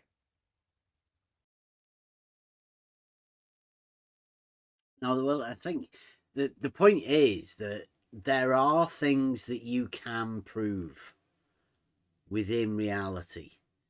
And those things that you can prove are obviously outside of religion and faith, because there's a proof involved. There is something that can be known.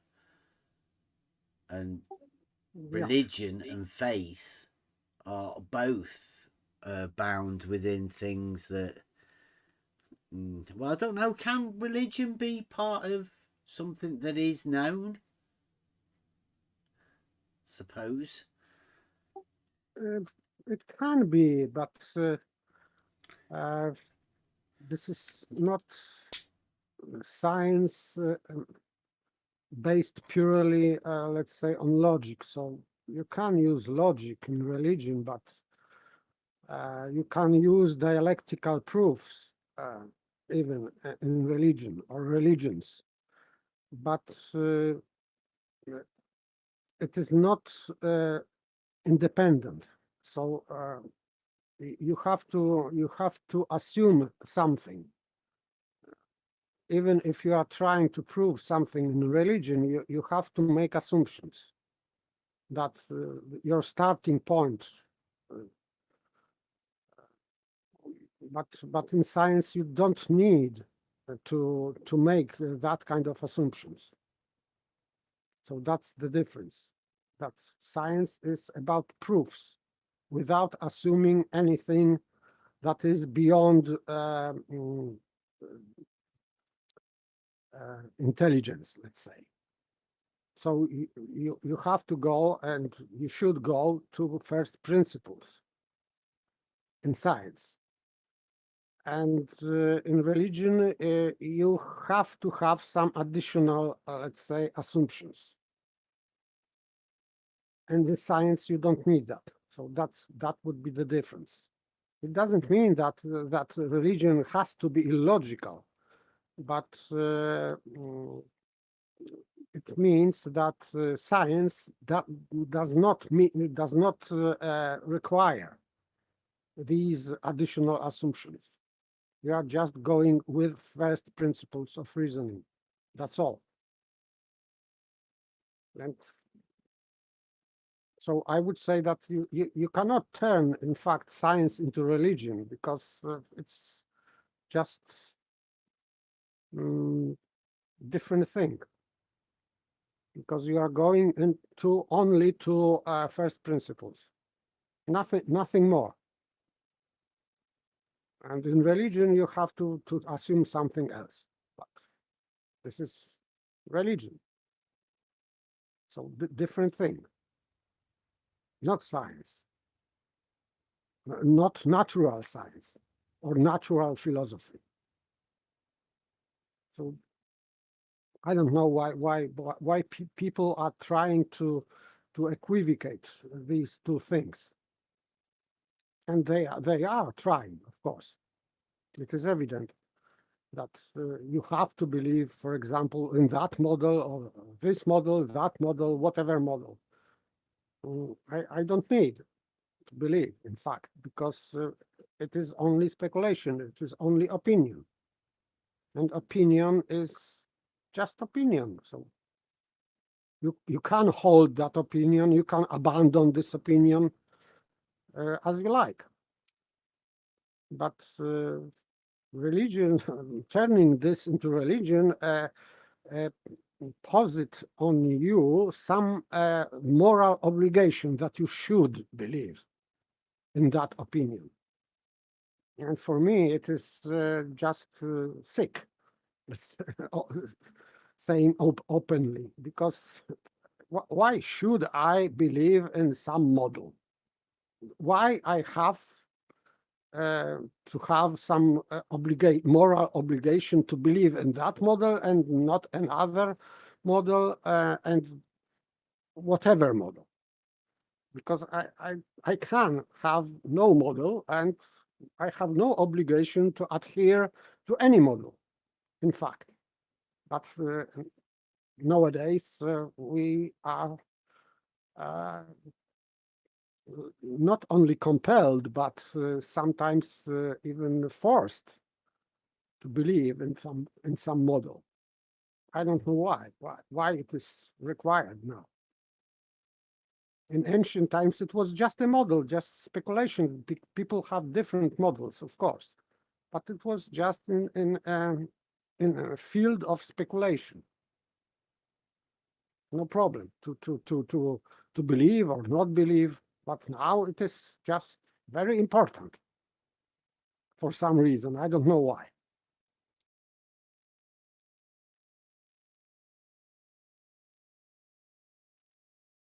I try to have as little beliefs as possible, but you know, like Socrates, the more you know, the less you know.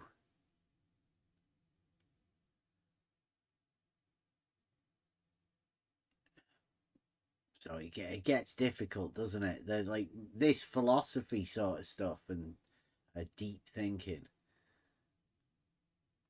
is it's tricky. It's probably not for everyone.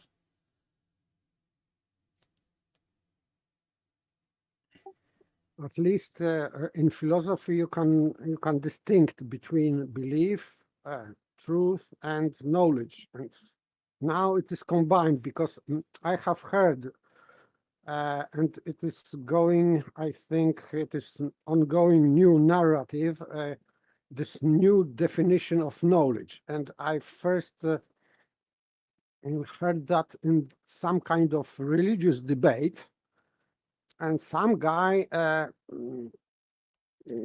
defined knowledge as justified true belief. So that was his definition of knowledge. And now I have heard on 24/7 guy called Gregory, I think. And he repeated many times. So for me, it means that it is just ongoing some new narrative that is pushing this new definition of knowledge. For me, it is bullshit definition because it has assumptions that you have to believe. In order to know, you have to believe, which is not true, because you can know things that you previously haven't believed in. And but now this is requirement, and true belief, it is for me nonsense, because you cannot have untrue belief. So this is just like flat plane, true belief. Yeah. And what about justifying? What does it mean? I'd love to have conversation with guys pushing this new definition of knowledge, because I'm very curious. What would they say about this definition? How would they explain? For me, knowledge has nothing to do with belief. It's just you know or you believe. If you have firm belief, you can call it conviction, but it is still belief. Knowledge is, in a strict sense, it is not belief. But they are now saying, they are defining knowledge as belief. It doesn't matter if it is true or justified, it is still belief. Of course, I am in opposition to that. I deny this definition. But this definition is being pushed right now. So, for some reason, I would say that it has some reason. People have some reason to do that. I don't know why they are doing that, but they are doing this because I can listen to this conversation and they are pushing this new definition of knowledge for some reasons. I can't figure it out why for now, but maybe it will be revealed in close, let's say, future. Maybe not, but they are doing that. This is, I'm sure. This new definition of knowledge. Strange.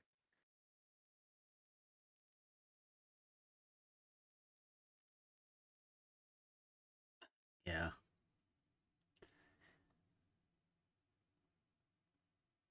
Yeah, there's a thing that happens, I think. I don't know whether it is age related or what, but I think there's a, you know, there's a comfort within understanding this sort of stuff. Coming to the understanding that you do know things, and some things that you know that you'll never know, and something you have to put a faith in. But I don't know, I'm like gods. I don't know, I don't have a faith per se. I sort of have a knowledge of certain things, and I'm certain about those things that I do have a knowledge about. Gives you a certain peace, let's say. But I know a lot of people get they do get upset at logic because it does shatter certain illusions that you may have held. Yeah, they are proofs that prove that something is impossible. So if you prove that something is impossible, it means that you prove that it cannot exist. So you can say that you know that this is impossible, therefore it cannot exist. So it is quite good proof to disprove something. Some ridiculous claims or parallelisms or paradoxes, they cannot exist, therefore you can prove non-existence of some things. So at least you can know that impossible things cannot exist. Also, this is some kind of knowledge. So you know that 2 + 2 does not equal 5 and will never equal 5. So that's impossibility. So you know that. It is not belief. You don't believe that it cannot be 5. You just know that. So I don't know why people think that it is some kind of belief. I don't understand that.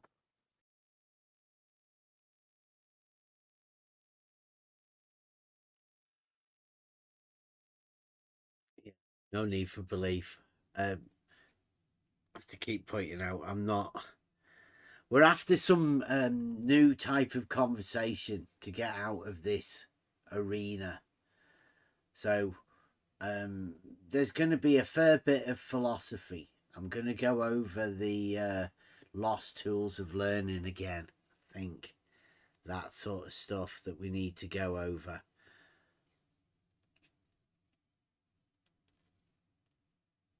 And yeah, I want to do a few more of these tests and stuff. Godzilla's dealing with how much he knows, and it keeps going up. Starts off he doesn't know much, but then it starts adding. You realise that you do know certain things. I think there's we did that a lot. That, you know, Buster even sang about it. You don't know what you don't know. Similarly, sometimes you don't know what you do know, because they're so fundamental. They're ingrained. But it does help if you do acknowledge them. You know what you know. It gives you that one up. Knowing what you know is better off than not knowing what you know. And just you imagining that you do know it. You probably do know it, but being able to link the proof within those fundamentals to the knowledge gives you a certain deeper understanding of it.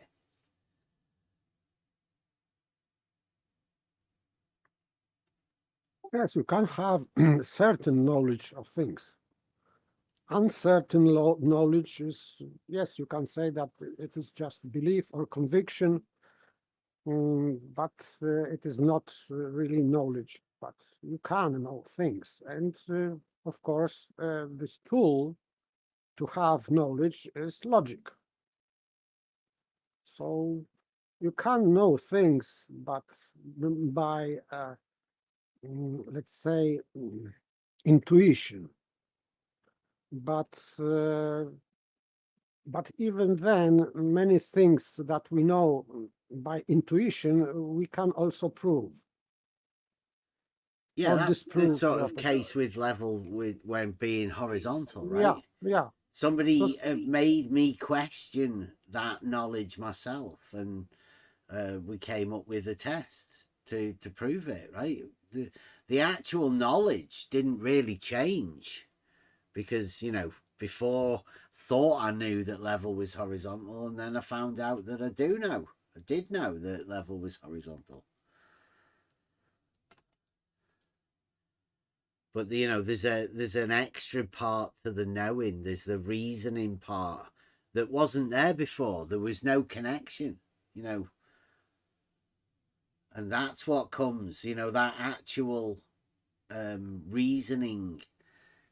And I'm pretty sure that there's a Greek word for it, for the passing of knowledge from something that's formulated to the actual outcome, to be able to say that you know. There's a word missing. I haven't quite got it yet. I haven't found it.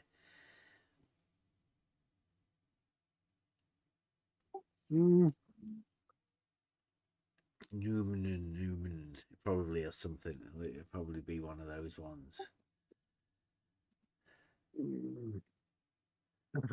I cannot recollect now, but still, the best knowledge is that you not only know the thing, but you know why you know the thing. So you understand process of acknowledging the thing.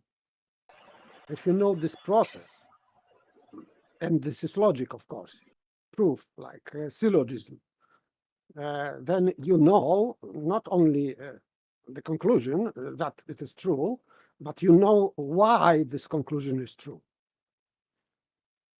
So you know the thing, and you know why you know the thing to be true.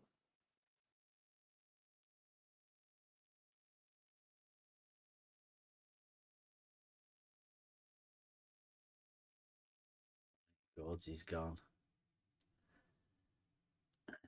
Yeah, Rob's in. Good day. I think I'm gonna. Good afternoon. Sorry I'm so late. I didn't even know. I'm so busy. My boss is on vacation. I've been doing everything myself. Never mind. My model affliction was put on hold until now. No problem. We've just been going back over the test. I think I know, because we're going to sort out the arguments and get the test sorted. But we're on about, we have to move on at some point. no, what we need is for people to just put 100-meter water level in their own hand. Well, I think that's the idea. We want to that's what, give people this realizing go. Euclid, give them the understanding of it. The ones that roll it out as the ultimate test. Yeah, because the ones that refuse to even look at this tool are the ones that don't even want to know the truth of reality. But you go to Home Depot, you buy 100-meter water level, and once you understand how the tool works, because that's the thing, they don't understand how the tool works in three-dimensional space, not a 2D representation on a screen. Even watching a water level on your whiteboard, they don't get it. Yeah, well, that's the whole point of this. We've been going over tonight what you know, you know that. Well, this water level thing is a link with a geometric link, which is a direct understanding for you to jump into the knowledge part. That, you know, there is a logical link.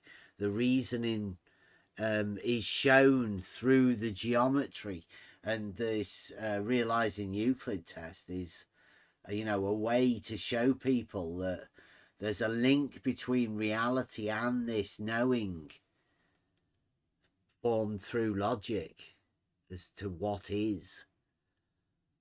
I think that's where we're sort of at, and you know, I think it's pretty unique, not only to this arena, but to the understanding of the philosophers of old. Seems to be something that's been missed completely. Although it can't have been, can it? people must have thought of this sort of stuff before, linking mathematics, logic, geometry to reality. It must have been a fundamental, but it seems a little bit too much for people to talk about nowadays, modern times. Even in an arena where you'd think that they were talking about proofs, tests. The majesty of space travel has blinded their eyes. Well, I think if you look at this philosophy and the philosophers, you will find certain statements about understanding that will definitely relate to what we're talking about. Because what we are talking about is the fundamentals, not only of mathematics, logic, geometry, but also philosophically speaking, metaphysics, getting to the fundamentals, the advanced simplicity of everything. You get into that theory of everything type thing. But I mean, this is much more fundamental for your starting blocks, where you start with everything. The problem is advanced simplicity makes this a deep subject. There's a lot of knowledge around, and I think there's a lot of knowledge that most people already know. They just don't know how they know it. That ends up with a lot of confusion.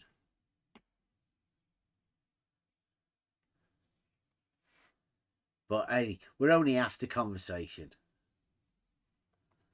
What time is it? Are we getting to 4 hours? Right. Anyone got any final words? Yeah, thanks for letting me show up late. Well, thanks for coming, at least. Yeah, I'm going to end up with the same song as we started with. The Earth's not flat. It's just not flat. I don't want anybody misrepresenting what we do here, right? This is one of the fundamental things that we can know. Go on, Rob. Yeah, I was just going to say that AI overlord really hates you. Yeah, he keeps trying to steal our arguments. And then say that you're an idiot. Yeah. And you don't know what you're talking about. But yeah, use your arguments. It's hilarious. I called him out on it. Well, the dickhead. He wants to debate flat. Yeah. The term flat. I don't know. understand what flat is. I know. I didn't want to bring it up on the live. I was just going to save it till after, but couldn't help myself. I'm sorry. Yeah, AI, he can come over at any time. You know. No, he won't, and he'll make sure you're banned so you can't respond. Yeah. Dickhead. All right. Thanks, everybody. Yeah, stick around. Come and have a chat. I'm just going to end this now, though. Yeah, let's do it. If the Earth is flat, then there will be no measurable change in elevation. Elevation is a measured change in the vertical axis, therefore not Q. Therefore Earth is not flat. And in maths you can prove whatever you like. I'm saying it's not physics. That's all that I'm saying. Yeah, so where does the proof of your flat Earth, where does that come into it? You measure Earth as flat with a flat baseline to a ground position to start. You can also prove a flat Earth by measuring angles. How useful for proving a flat Earth? It's a measurement of a flat Earth. Okay, measuring things is not scientific. Yes, that's correct. So what about the proof then, right? Does the proof of flat Earth that you have, does that lie within the bounds of science? I will get triggered now because this is the Son of Spring. Okay, measuring things is not scientific. Yes, that's correct. Well, I was just wondering, when you were talking about proof, of your flat Earth, is that the same proof as the proof that you were talking about with Jaren in science? I answered the first 2 times. I said no. Twice. No.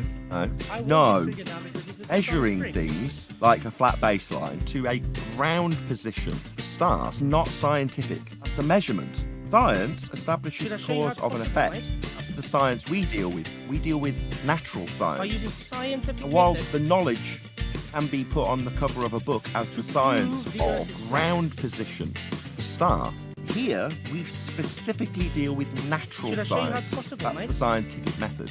by using There's the scientific distinction. method to prove the Earth is flat. And I'll agree with you. In maths, you can prove things in the maths. The maths itself is an abstract language. Whereas physics, that's science and the scientific method, is dealing with the physical. It's the difference between science, physics, the physical, and maths, which Should I is show an you how it's abstract possible, language to describe things. Now, if you're saying you can prove things with maths, 1 + 1 = 2. Ground position. Proof.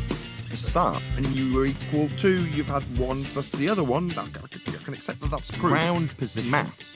The star. In physics, it isn't proof. Should I because show you it how it's isn't possible, physics. mate? Physics is the By physical. using scientific method to prove the Earth Okay, is again, flat. I can use the scientific method to prove the Earth is flat. Not the Earth is flat because of scientific method. There's a difference. Shape is not science. But I can use method, the scientific method, to show that it is flat. Ground position. The star. Yeah. Yes, that's correct. I got your numbers right here.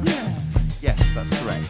It's just as easy as 1, 2, 3. Sphere, not see thing. You have to open your mind. Flat, I see thing. Imagination is all you need. You do know science is also Don't deductible. take advice from fools. That is a fact. Everything that they say is in vain. So this is a flat Earth proof. Yes, that's correct. Never take advice from fools. We all know what they do is in vain. Should I show you how it's possible, mate? By using scientific Yes, method that's correct. to prove the Earth is flat. An Earth was proved to be flat by these measurements. So we would assert that that average is how average the level of level is.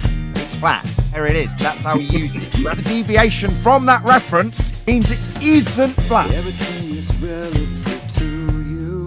I will get triggered now because it's a dishonest You prick. just have to say it.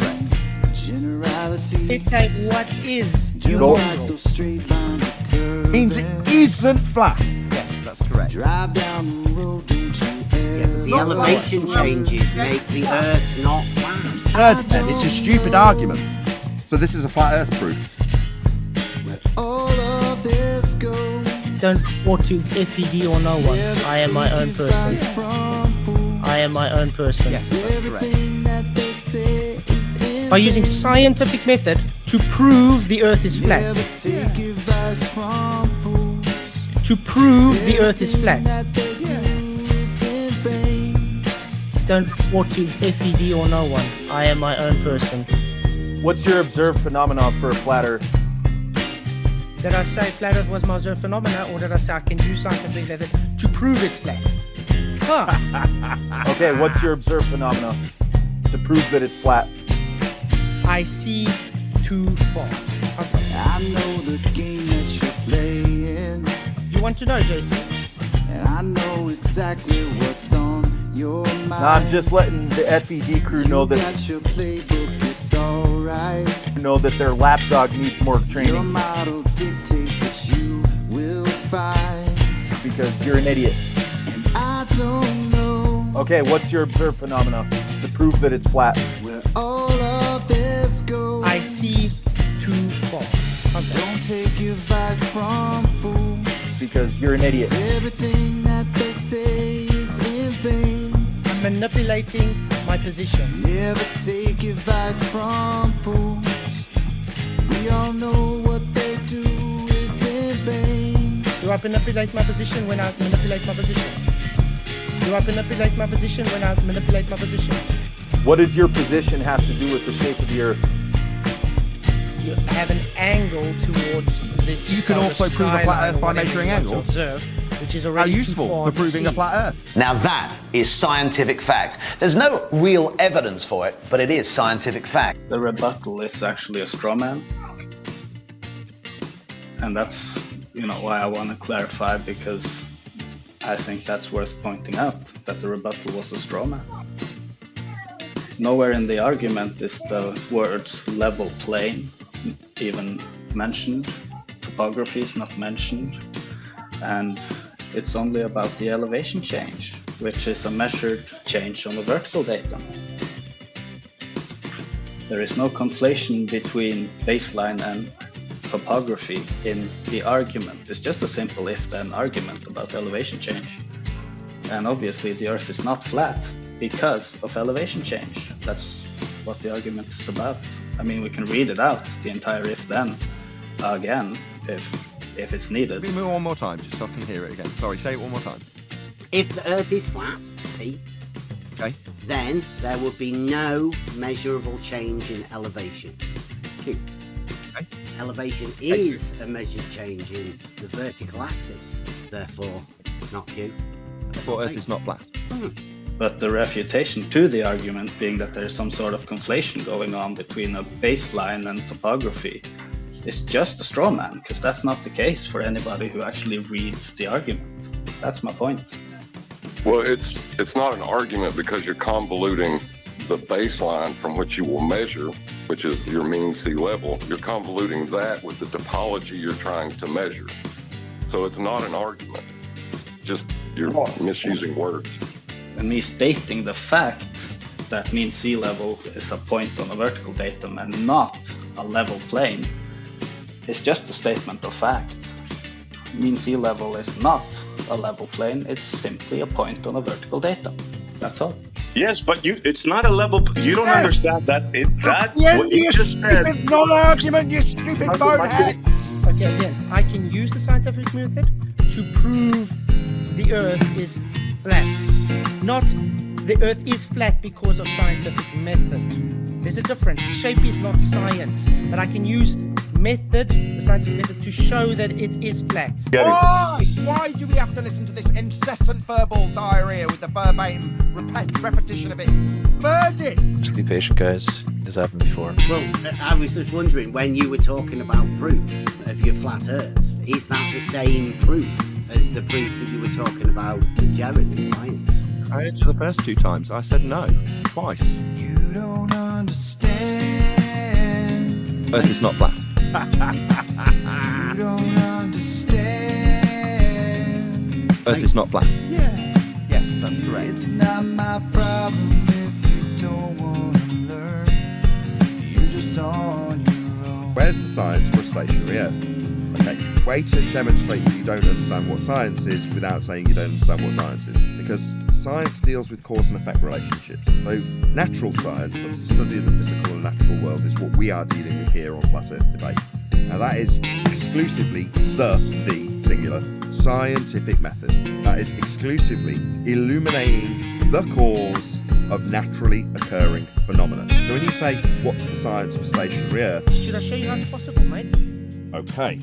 You're so used to being told that you can prove concrete nouns with science. By using scientific method to prove the Earth is flat. Prove concrete nouns with science, do you expect us to adhere to that non-standard? Not the Earth is flat. Earth is not flat. You don't understand. Earth is not flat. Not the Earth is flat. It's not my problem if you don't want to learn. Because of scientific method. Shape is not science, but I can use the scientific method to prove the Earth is flat. You can prove concrete nouns with science, do you expect us to adhere to that non-standard? It's not a cause and effect relationship that you're asking about. So when you say flat Earth... Should I show you how it's possible, mate? Measuring things is not scientific. Yes, that's correct. By using scientific method to prove the Earth is flat. That's not something happening. That's not an occurrence. That's not a phenomenon. You're not going to get an IV-DV relationship. Do I manipulate my position when I manipulate my position? It's absurd to ask us for the science of flat Earth. You can use method, the scientific method, to show that it is flat? No, you can ask for the measurements of flat Earth, the geometry of flat Earth. Okay, measuring things is not scientific. Yes, that's correct. The practical application of flat Earth, you can ask for all those things and we can provide them. Earth is not flat. Not the Earth is flat.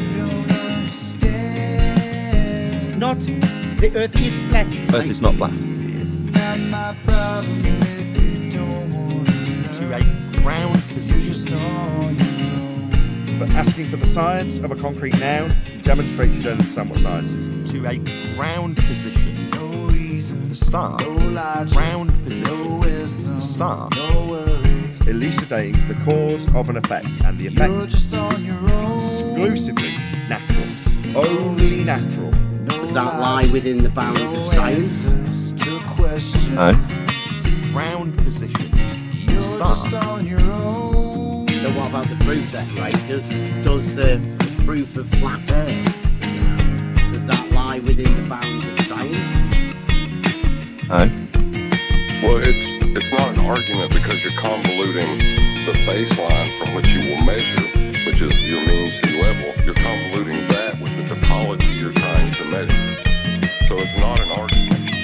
Just you're misusing words. What does that have to do with the shape of the Earth? Sphere, not see thing. Flat, I see thing. I will get triggered now because he's a dishonest prick. You can use the scientific method to prove it's flat. Flat itself is not a science. You want to know how I can use science to prove it's flat? Have you ever thought of that? How do you do it? Was that your exit? Are you going to try and plug your shit on my channel? You No. stupid clown? Why would I want to do that? Lost. If you're telling me you're going, I didn't thank you in return, you noticed.